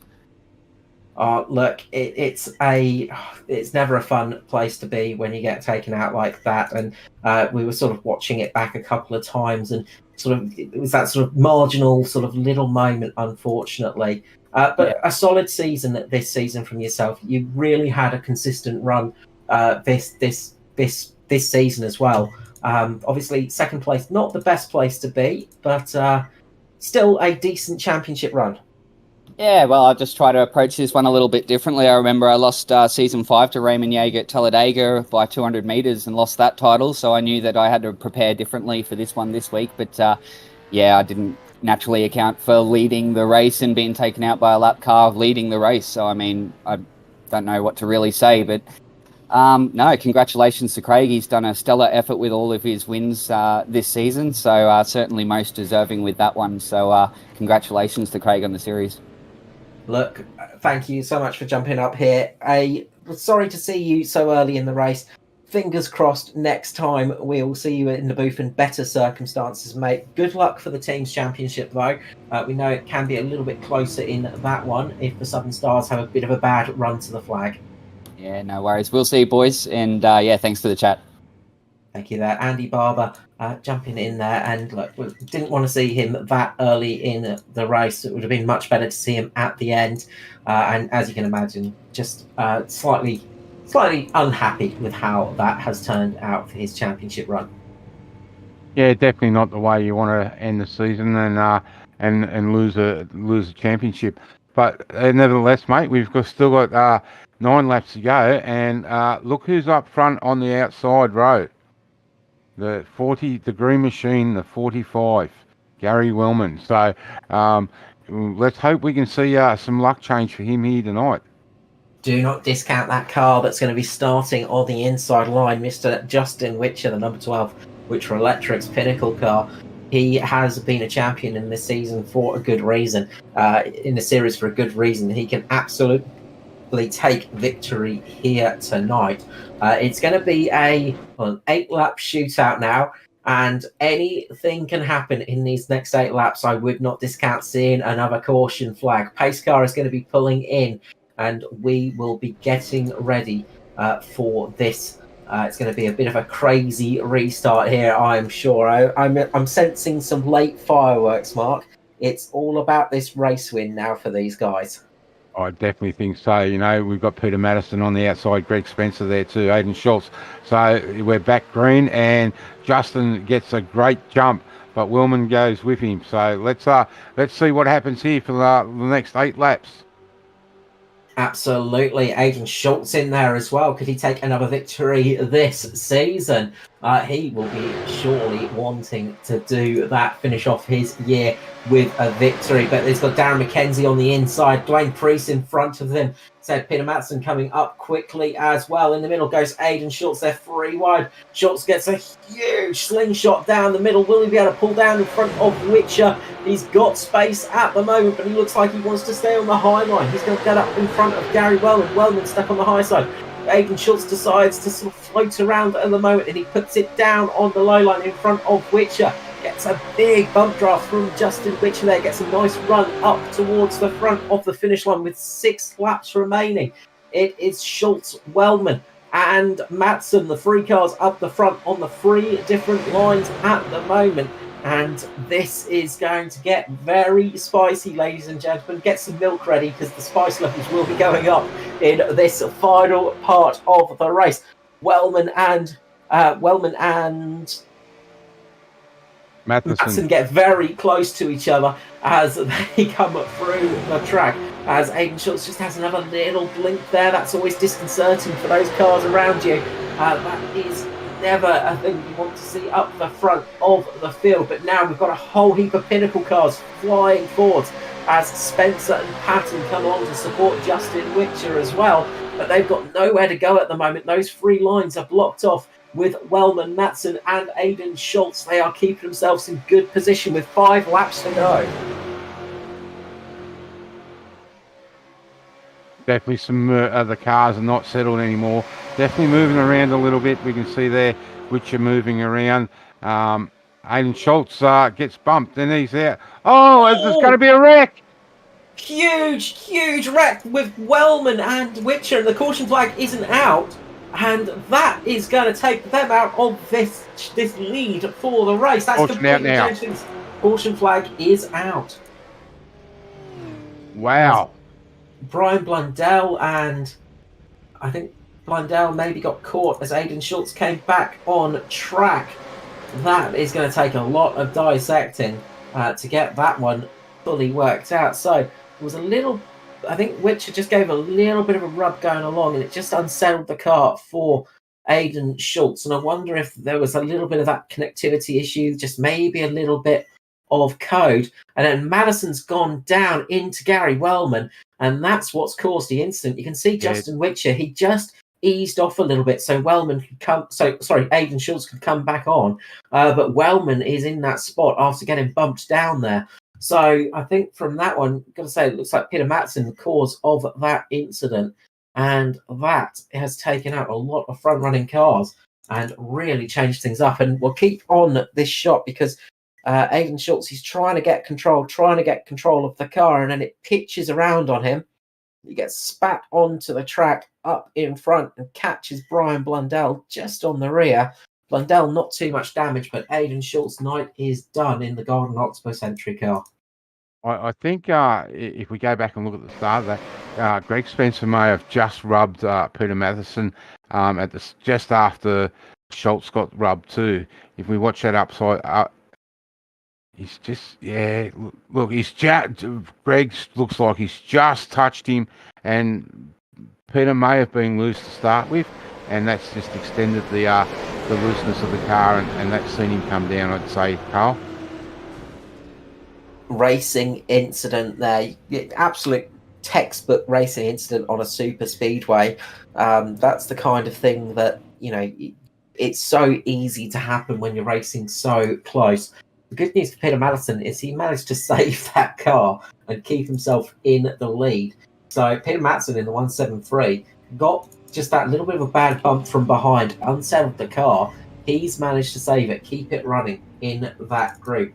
Gary Wellman, he's still in the race. So is Whitcher, I think.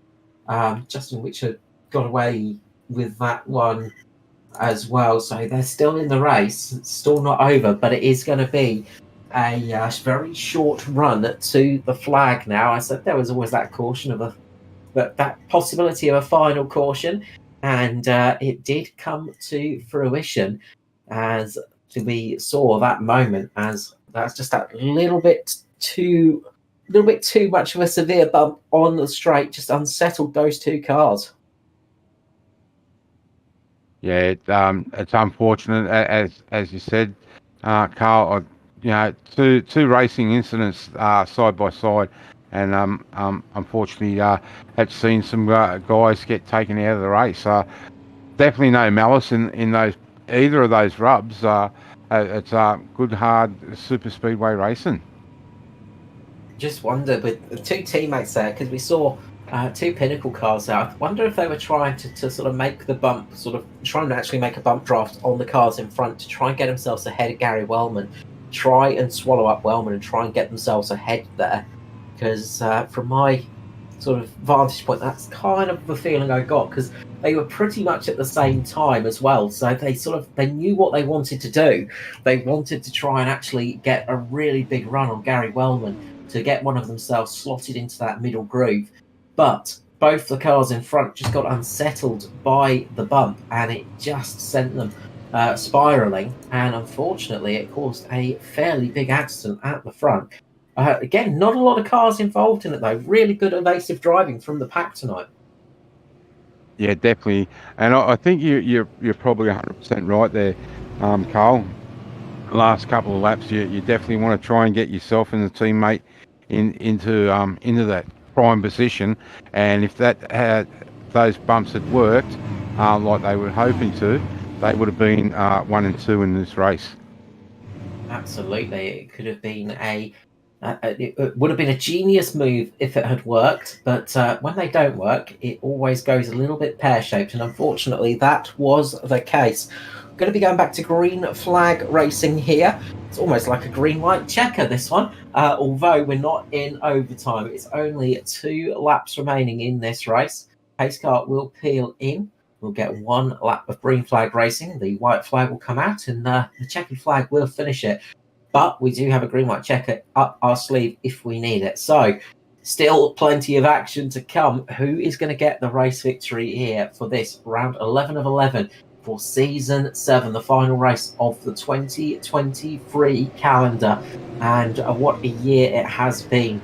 A fantastic year of broadcasting for the Australasian Supercar eSeries. Big thank you to the admins and organisers for bringing us on board so we could bring you all the action this season on Performance e-streaming. But the final winner for this year is about to be found out. Peter Matson, Greg Spencer up the front of the pack. Don't discount Darren McKenzie from here. Dwayne Priest, he would be delighted with a victory for the Sim Boys as well. Pace car pulls in, and we're about to go back to green flag racing for this absolute sprint to the finish. Look at how close they are getting. Madison gets away very well, and that's a bit of an oxymoron on a super speedway, because that's going to mean the cars behind will have a huge draft behind you. Madison is going to be left a little bit vulnerable here, but a couple of cautions could see him up the front. Although Madison has a big blink, he manages to get back, but that's given Darren McKenzie the opportunity to work his way up to the front of the field. It's Darren McKenzie a nose ahead. Greg Spencer looking to get the run on the high side. Spencer gets a huge run with Dwayne Priest. Dwayne Priest coming through quickly. Can he get down in front? He's going to try. They are 3 wide behind Greg Spencer in the lead here as they're coming up towards the white flag. 3 wide in the background. Darren McKenzie has got Tom Pritchard for company, getting a huge push at the moment. The 2 7 Stars cars, there's always a huge wreck behind. That's going to bring out the caution flag here, and that's going to mean we're going to go into overtime for a green-white checker. Wow, what a way to finish the season and the year with overtime.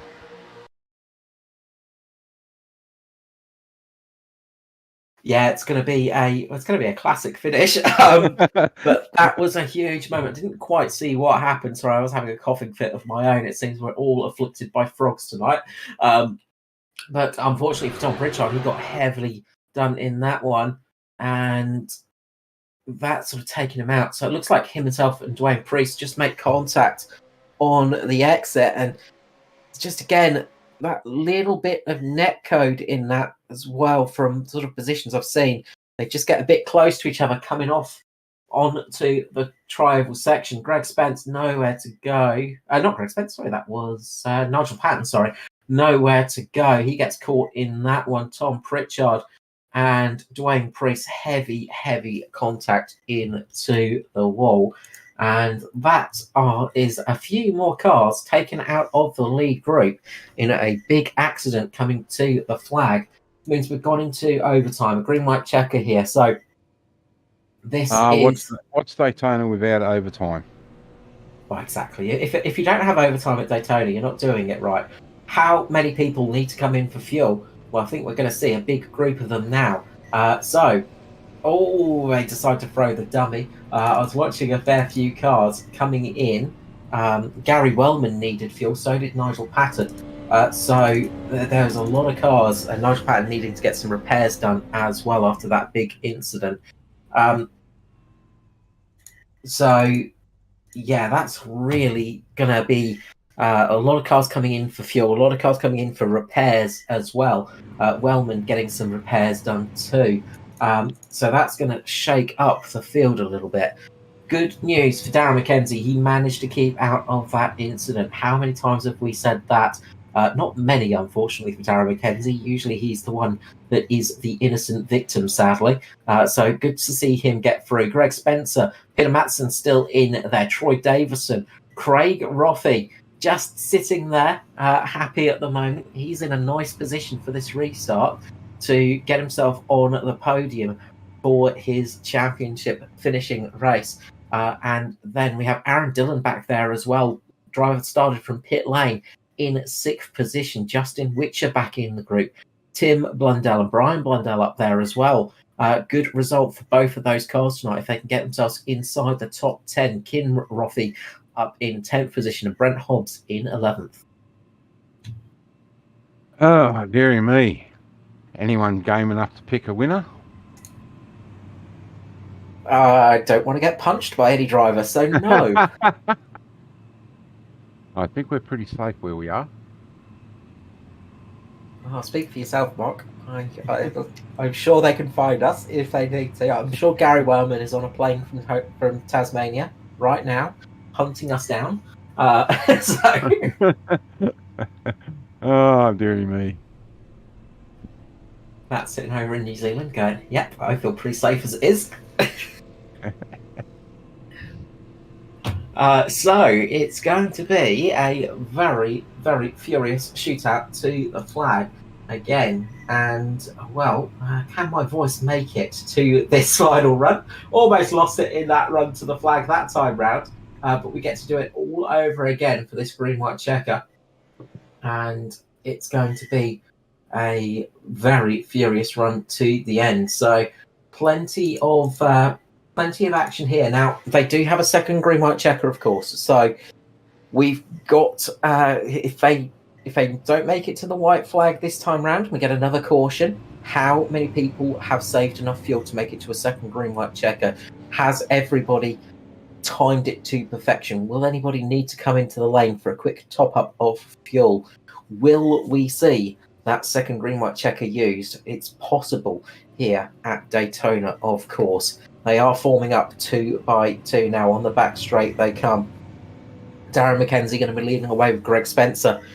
Troy Davison, Peter Matson behind them. Aaron Dillon, Craig Roffey, Tim Blundell, Justin Whitcher. Kim Roffey, Brian Blundell. That's our top 10 at the moment. And, well, the herd is thinned.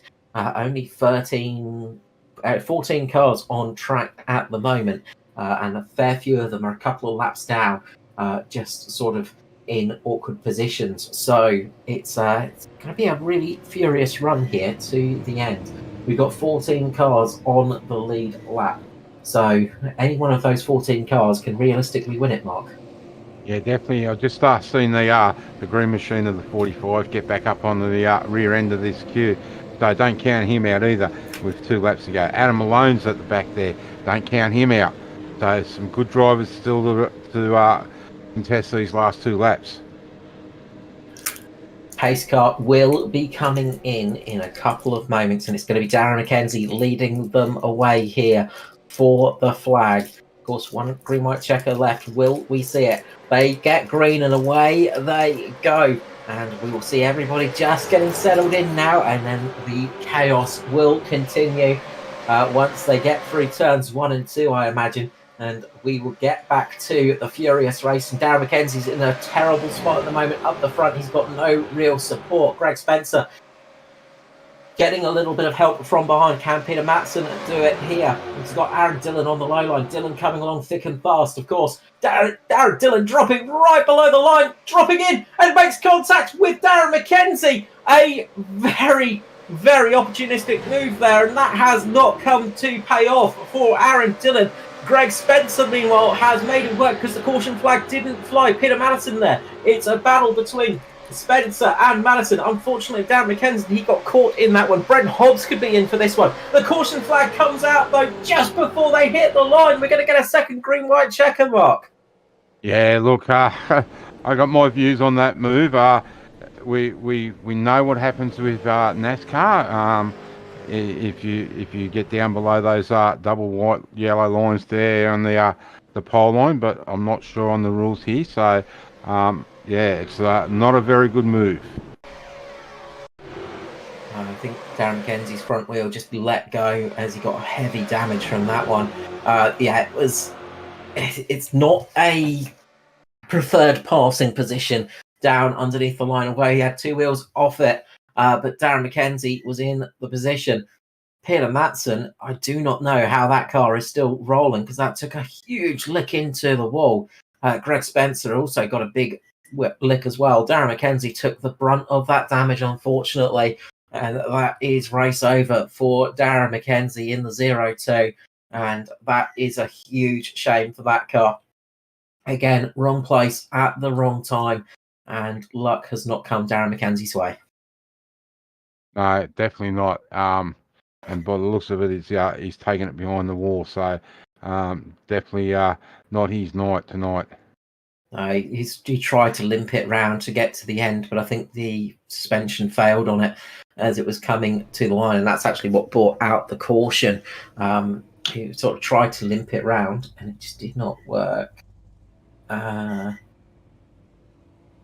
As the pace car catches up to the leader. There we go. I was trying to figure out what was happening there because Greg Spencer was stopping on the line, and I was a little bit confused for a couple of moments, but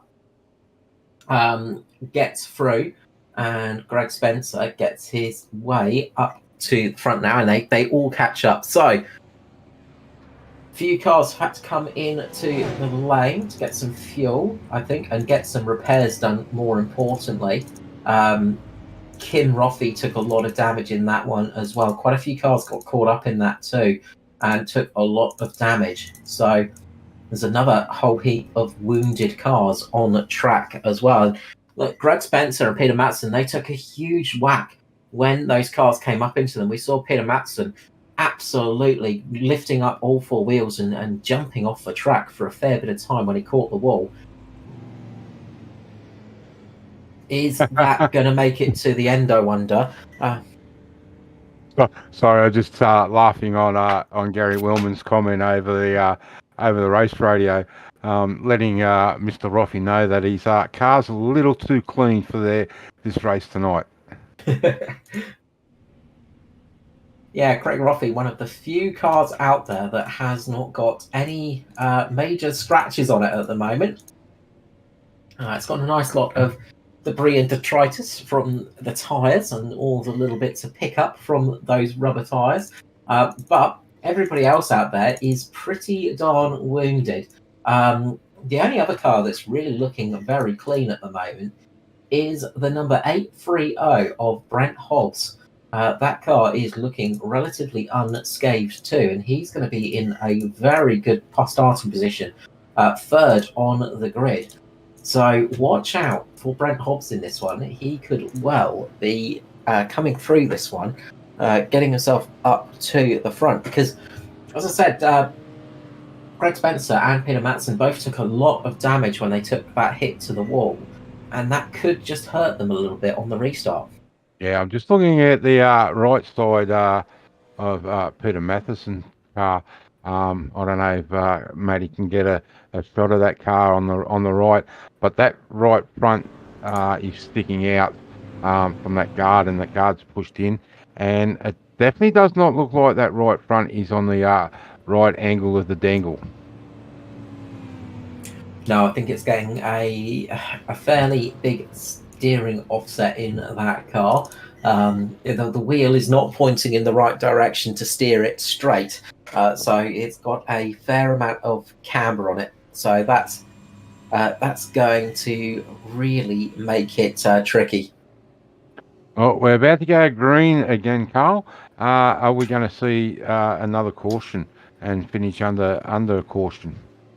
Let's hope we get to finish under the checkered flag. That's what I'll say. Let us hope we get to see a checkered flag finish.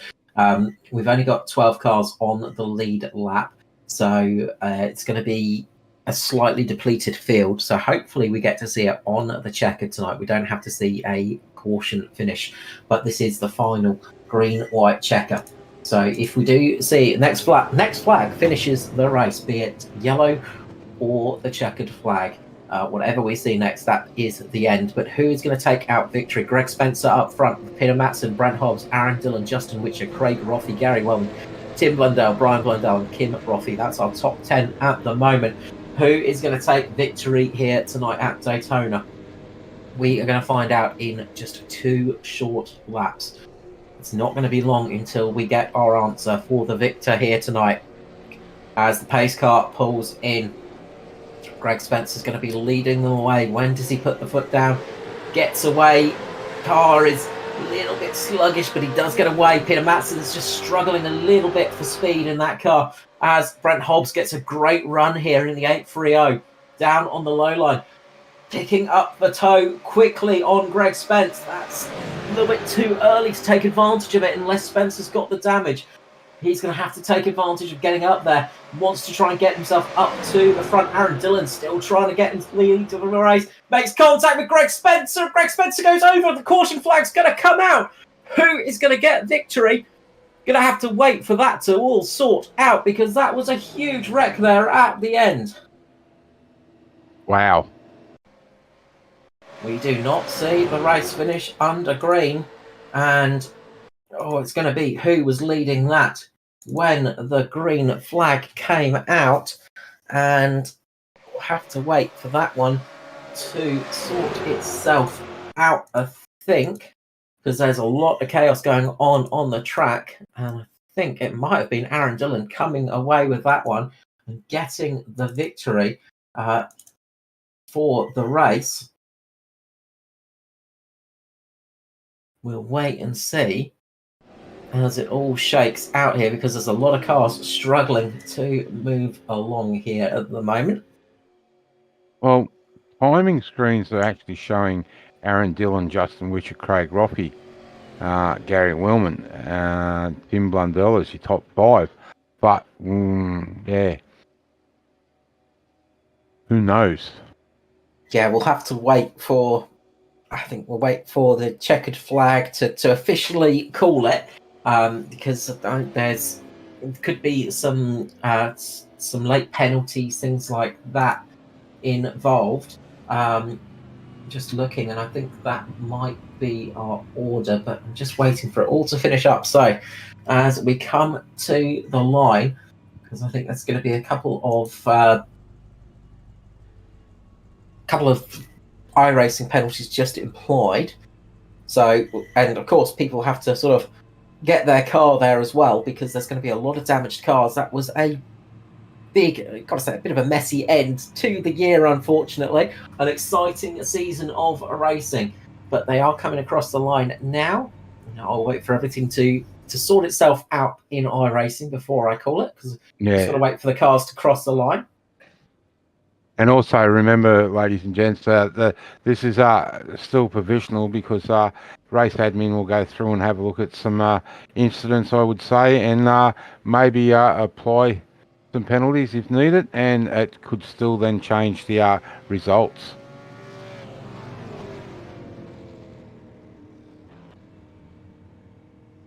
Okie dokie, as it all sorts itself out, it's going to be Aaron Dillon taking the victory with Justin Whitcher in second. Craig Roffey comes home third for the championship victory, with Gary Wellman fourth, Tim Blundell fifth. Great job for Tim and Brian Blundell up in fifth and sixth. Troy Davidson seventh, Brenton Hobbs in eighth, ninth for Greg Spencer, and Kim Roffey rounding it out the top 10.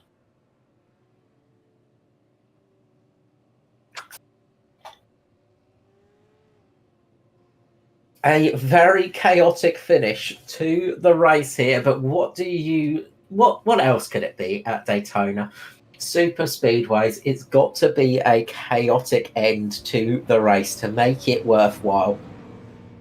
And we see everybody getting in the way back to pit lane. Hearing from Aaron Dillon on the radio, does not feel like he deserved that victory at all. But he has taken the win tonight. So it's been a very, very chaotic race throughout, but some great recovery drives. Got to say, Justin Whitcher was not looking like he was going to be seeing much of a victory lane tonight, but he comes home in second. A great recovery drive from himself. Aaron Dillon, good job and good result for Simboys. That should be the team's championship for them, sealed and signed and delivered. But we'll see the victors and the champion doing a burnout here. Team victors as well, as Gary Wellman joins them, and they are delighted for a championship win for the Simboys. A very, very, very tough season for them. They've not had the sort of same successes we've seen in the past, but they will be delighted with the team's championship. And race and drivers champion Craig Roffey absolutely burning it out in style, with Gary Wellman out there and Craig Roffey and Shane Roffey out there, and they are delighted as well. So a really great result for them, and well-earned championship for all of those drivers and teams. Yeah, definitely a very exciting race to finish the season. As you said, a bit scrappy to end the season, but nevertheless, that's the season done, and well done on to Craig for the championship for season 7. Absolutely. So let's run through the results. Aaron Dillon taking victory, Justin Whitcher in second, Craig Roffey in third, Gary Wellman fourth, fifth for Tim Blundell, Brian Blundell in sixth, seventh for Troy Davidson, Brent Hobbs in eighth, ninth for Greg Spencer, and Kim Roffey in 10th position. As we roll over the page, it is Kobe Jordan in 11th, with Peter Matson in 12th position, 13th for Adam Johnson, Darren McKenzie 14th, 15th for Tom Pritchard, Dwayne Priest in 16th, 17th for Nigel Patton, Chris Finlay in 18th position, 19th for Aidan Schultz, and 20th for Shane Roffey. Adam Malone comes home in 21st, with Andy Barber 22nd, 23rd for Raymond Yeager, 24th for Nicholas Walsh, Andrew Carr 25th, Todd Maxfield 26th, out early with an accident. Derek Jacobs did not make the start, unfortunately. No, it's been unfortunate for Derek this year. He's had some good races. A very, very good effort by him to be up this late, because it's stupid o'clock in the morning in the US of A. So me personally, thanks Thanks, Derek, for joining in some Australian leagues. Absolutely. It's very late over in America. It's almost as late as it is in New Zealand as well. Big shout out to the Kiwi drivers and Kiwis doing the tough times, and the Tassies as well. But we will run through our finishing group, just waiting for Justin Whitcher to appear. We'll wait a little moment. So we will hopefully be able to grab Justin in a short couple of moments, because we'll save Craig Rothy, our third place finisher, for last night, because he's also our champion. So we will do a little bit out of order because of that. So while we wait, we might start off with our race winner. So we're going to go in finishing order tonight for our interviews. So first up tonight, we will bring up our race winner, the 013 for the Sim Boys. It's Mr. Aaron Dillon. Aaron, welcome to the booth, mate. Well done on a win. I did hear over the radio that you're not feeling the victory here tonight. No, I probably didn't really deserve that. That second last yellow was very questionable. I had a ripper of a run and sort of had nowhere to go, so I put it under the yellow a little bit, and then that last one, I think that might have been on me too. A bit of a rough end to the race, but you had a bit of a rough start as well. Starting from pit lane tonight, that must have been a bit of a sinking feeling. Yeah, I've been having computer issues the last couple of weeks, and I've put it down to if I close Discord during the race, it's fine, but when Discord's running, it plays up. Never fun, especially when you're trying to work with teammates, because we all know how useful Discord is for that kind of thing. It was a pretty quiet night on the channel for me. I can imagine. Obviously, starting from pit lane, that's never an easy thing. We saw that early caution get you back into the race, but all throughout the race, you had some really good pace, and you were really running well up towards the front of the pack. Yeah, to start off with, I was just, sort of sitting at the back, just making sure my computer was all right with all the cars on the grid, and I made a few runs up the middle just to see how it would handle it, and I thought, it's not glitching out, so, I'll stick with it. Well, I'm glad the computer held intact tonight, because, you got the win tonight, but importantly for the team, the Sim Boys, you got the championship victory for the team this evening. Oh, we did we? Oh, that's all right. So, I would say so, unless you had really, really poor pickings. Our pickings weren't real good tonight, so... Okay, I think so. Working off my maths quickly, but we'll wait for the official result. But it's been a decent season for you guys. What was that? Sorry. I was just going to say, and we all know how Carl's maths is. If he hasn't taken his shoes and socks off, we're in trouble. It'd be a lot better than mine, I'm sure. I knew we were close, but yeah. But throughout the season, it's been a good year for the team. Yeah, team runs well. We've always got one or two in the team that finish all right. It's that third one, getting that third one in there every week. Absolutely, especially the third one on the spreadsheet. Look, congratulations tonight, Aaron. No matter what, well done on the victory here. Before I let you go, though, shout out to sponsors and people in general, mate. Yeah, Sim Boys in general, good bunch of blokes. Hot Toddys heating installation, United Electrical, you guys for putting on the broadcast, and all the main series sponsors. I don't know if we'll be going again next season, but see what happens. Thank you so much, Aaron. Congratulations on the win, mate. Have a good break as well. Good Christmas and New Year's. You too, mate. Cheers. Aaron Dillon there for the Sim Boys, coming in for the victory here tonight. Next up, we will bring up Mr. Justin Whitcher, coming in P2 tonight, working down the order, but still in the middle is Justin Whitcher. Justin, welcome to the booth, mate. Congratulations on a very hard-fought second place tonight. Yeah, thanks, boys. There's a bit going on there. It was looking good, and then it wasn't, and then it was looking catastrophic, and then it was looking good again. Talk us through those last few laps from your point of view. I don't know the very first caution. It was like 3-4 laps to go. I don't think that's probably the worst chance I had at winning. And then the second one, I think Greg missed the the checkered by about half a metre before the yellow come out for the final lap. So that one there would have got a good run, I reckon. I was about fourth and a couple of car lengths behind those three boys in front. So I sort of felt like that was the opportunity that went missing. And then, the last one was a bit of a shambles, but is what it is, and that's how it goes. So, yeah. It is sometimes, especially on the super speedways, they can be a little bit messy at the end. We found that with experience broadcasting in the past.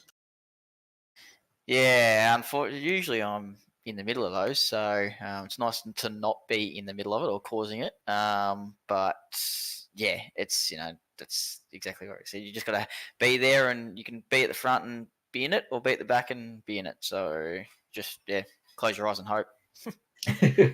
Well, you absolutely had enough hope tonight to get into second place. A really strong run from you. Obviously, not the season you or the team wanted for this season 11.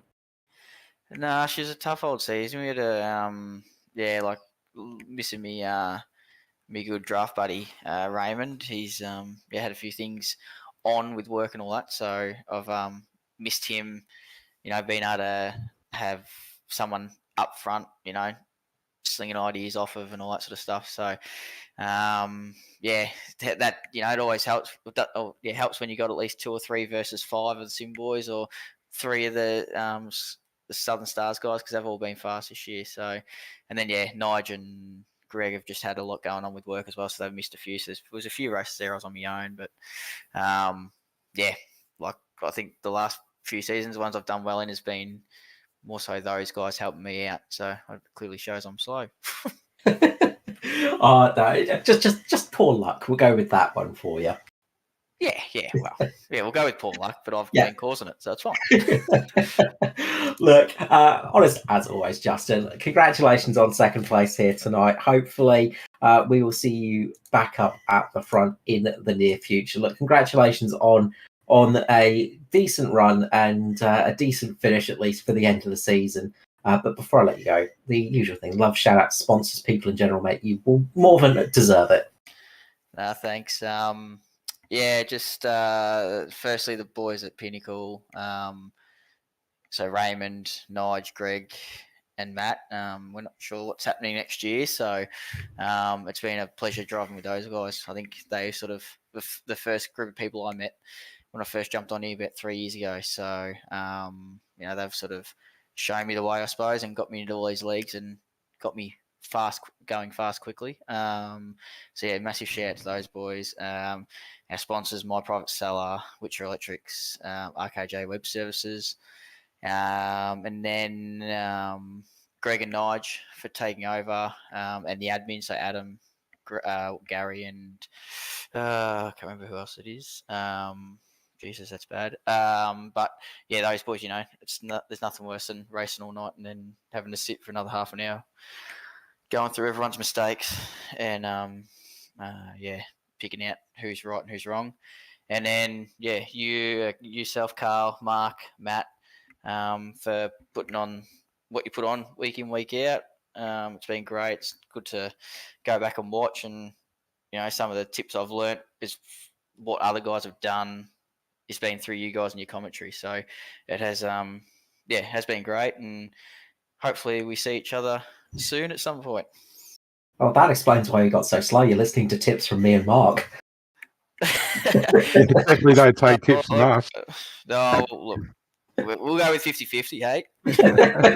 Congratulations on second, Justin. Always a pleasure, mate. Hopefully we'll see you again in the near future. Thanks for that. Justin, I was just going to say, Carl, if you are taking tips from us, you definitely wouldn't have wanted to watch us last night. No, do not take advice from us, whatever you do. Next up, we will bring up our third place finisher and season 7 champion, Mr. Craig Roffey. Welcome to the booth, mate. Congratulations on the season 7 championship and, third place as well here at Daytona. Yeah, g'day, Carl. Thanks, man. This is I've been working on this for I think 2 years or something since I first joined ASC. It's just been my goal to be consistent and come away with the championship. So to say I'm over the moon is a bit of an understatement. I can imagine. Look, a well-deserved championship victory after a fantastic season. This season 7.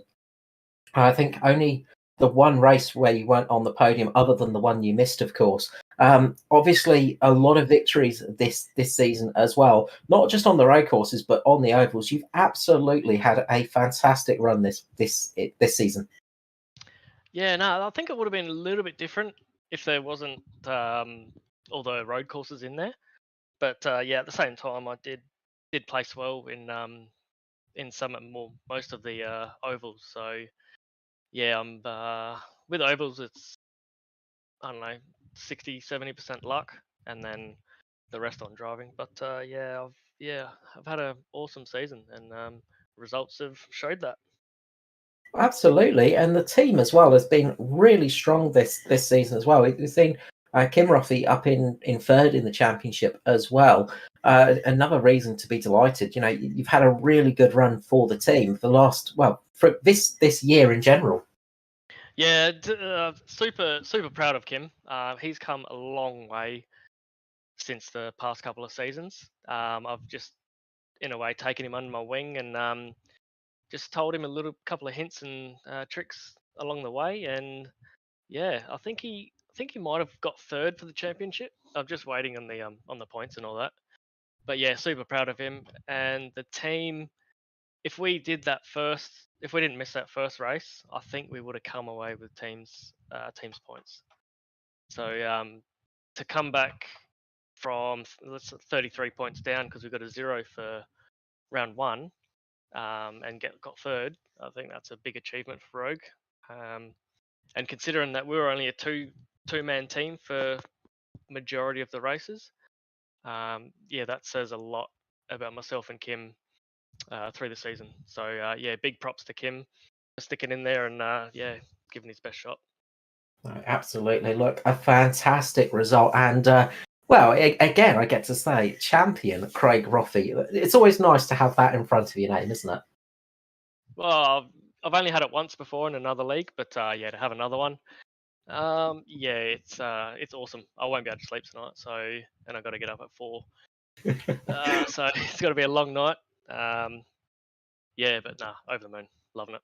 Like, you could use every excuse tomorrow and just be like, oh, I've got a championship on my belt now. I'm happy with this. Oh, congratulations, Craig. Well done indeed. Shout out and love to all those people out there, to the adoring fans and the people that should be sponsoring you as well. Yeah, first of all, you guys are doing the broadcast. Sensational job for the past couple of seasons. I think you've done it. The guys at ASE, the admins, the racers, if they weren't here, we wouldn't be racing. Kim, my right-hand man in the team, yeah, awesome job. And anyone listening out there, any sponsors, you want to jump on the Rogue team, more than welcome. We'll welcome any sponsors. And big props to Gary for taking out the main competition. I think it was best of 33 races or something. So yeah, big well done to him for it. Good achievement. Absolutely, Craig. Well done indeed for Season 7 Championship. And hopefully we'll see you back in the booth soon at some other race. Yeah, thanks, Carl. Hopefully talk to you soon. Craig Roffey there, Rogue Sport Season 7 champion. And next up, finally for tonight, the man that took the overall honours by not a small margin. It is the Mean Green Machine. It's Mr. Gary Wellman coming home 4th tonight, but a hell of a 2023 season in the Australasian Supercar Series. Gary, welcome to the booth, mate. Congratulations on an epic 2023. Yeah, cheers, Carl. It was a long season, but definitely had a good run through the middle and tapered off a bit at the end there. A bit of bad luck, but all in all, yeah, that's how things roll. So I'm pretty happy to keep it up the top of the table for the season there. Absolutely, it was a little bit of a rougher part of the season for you. Still with some victories and still with some good results. You know, it's still not terrible, but the whole season in general, all over this year, you've been on fire. That middle part of the season, all three of us were chatting for our highlights of the season, and we put you pretty much talked you up and talked you into having a incident here tonight, because I think we gave you all the curse of the commentator. Yeah, I think I felt that curse come on at the end there. So yeah, but that's all right. It was yeah, it's just how your luck changes on these things. You know, felt like I couldn't do anything wrong through the middle there, and I wasn't even doing much different. And then you know, like you're still in the same winning positions near the end of the year, and you get wiped out every week. But that's how it rolls, and it's just as long as you can, you know, be consistently thereabouts and not too many sort of real bad finishes. I think that's all you need to do. So it's yeah, and that's been good. And yeah, I think the standard of driving has improved through the season, and yeah, no, it's a good bit of fun. No, absolutely. I mean, I was looking at the championship results, and you didn't do all the races this season as well. There was, I think, you missed 3 races this season, and still had about 170 odd point gap over the rest of the field. That just shows how good that middle section was, really. Yeah, definitely made up some ground there, and yeah, I think I was pretty level peggings with Ray most of the season, and then yeah, obviously he tapered off and missed some rounds, and yeah, that just helped me extend my lead. But yeah, I've been watching Craig all season though. He's definitely picked it up and real consistent and missing all the wrecks and stuff too. So, and yeah, with those road courses thrown in to season 3, I was definitely not going to get him. So he yeah, he definitely deserved it. Good on him for that one. Adding the green to the car, that's what makes the difference. Yeah, the green machines, they're going all right out there, aren't they, at the moment? So, yeah. They are indeed. We talked to Aaron just before as well. I think for the teams championship, you should be Sim Boys this season. Yeah, I think we got there. Yeah, I think it was Southern Stars. They gave us a pretty good run right to the end there. And definitely, and again, I think with Rogue and the Roffies there, they missed the first round in season 3. So, if it wasn't for that, I reckon they would have had us there too. But anyway, that's we'll take the win. So yeah, well done to the boys for getting another teams championship. Absolutely, and you must be delighted taking up the full season championship as well, because that is a heck of a lot of work involved in 30 odd races. Yeah, that's it. It's fair commitment, and but yeah, we enjoy getting out there, and it's just good to you know, get out amongst it with the boys and have a bit of fun on a Sunday night. So, and yeah, to get the win, it's obviously definitely something for bragging rights, I think. So yeah, that's good. Look, congratulations, Gary. Well done indeed, mate. A well-deserved 2023 full season champion for the Australasian Supercar eSeries, mate. Before I let you go, love, shout out, team sponsors, go for it. You more than deserve it. Yeah, cheers, Carl. Yeah, firstly, I think the league, just thanks for the season they put on. I know it's a lot of hard work, and being on the admin as well, you definitely see what goes on behind the scenes and some of the crap that goes on, but that's all part of it. So thanks to you guys for the broadcast, because yeah, that's always a really good watch. And yeah, definitely they've improved as well. You guys are putting those together, awesome. So yeah, Hot Toddys heating installs, United Electrical, our team sponsors and league sponsors as well. And yeah, all the boys for getting out there and having a bit of fun every Sunday night. And my partner Alana as well. She's yeah, she puts up with me coming out here and racing and coming to bed at the end of it all pissed off if I lose or whatever. So it's all good. Well, you can make her smile tonight by telling her that you're taking out the full season championship. Congratulations, Gary. Well done indeed. And I'm sure we'll see you back in the booth in some form in 2024. Yeah, I'll be about. Cheers, Carl. Thanks for everything from you guys. It's been awesome. Gary Wellman for the Sim Boys, the 2024 2023 even full season champion. And finally, we are joined by Mr. Greg Spencer. G'day, mate. How are you? Good to see you up here, Greg. Welcome to the booth, mate. A bit of a rough race from you, but a fantastic season again for the Australasian Supercar eSeries. Yeah, a bit unfortunate, but yeah, that's the way it goes. Look, I just wanted to come up and thank you guys for broadcasting the season. It's been awesome. Without you guys, the league wouldn't be how it is. Just want to also give a shout out to our sponsors, My Private Cellar. They've been amazing for the last, I think, three seasons. I think we've had them for.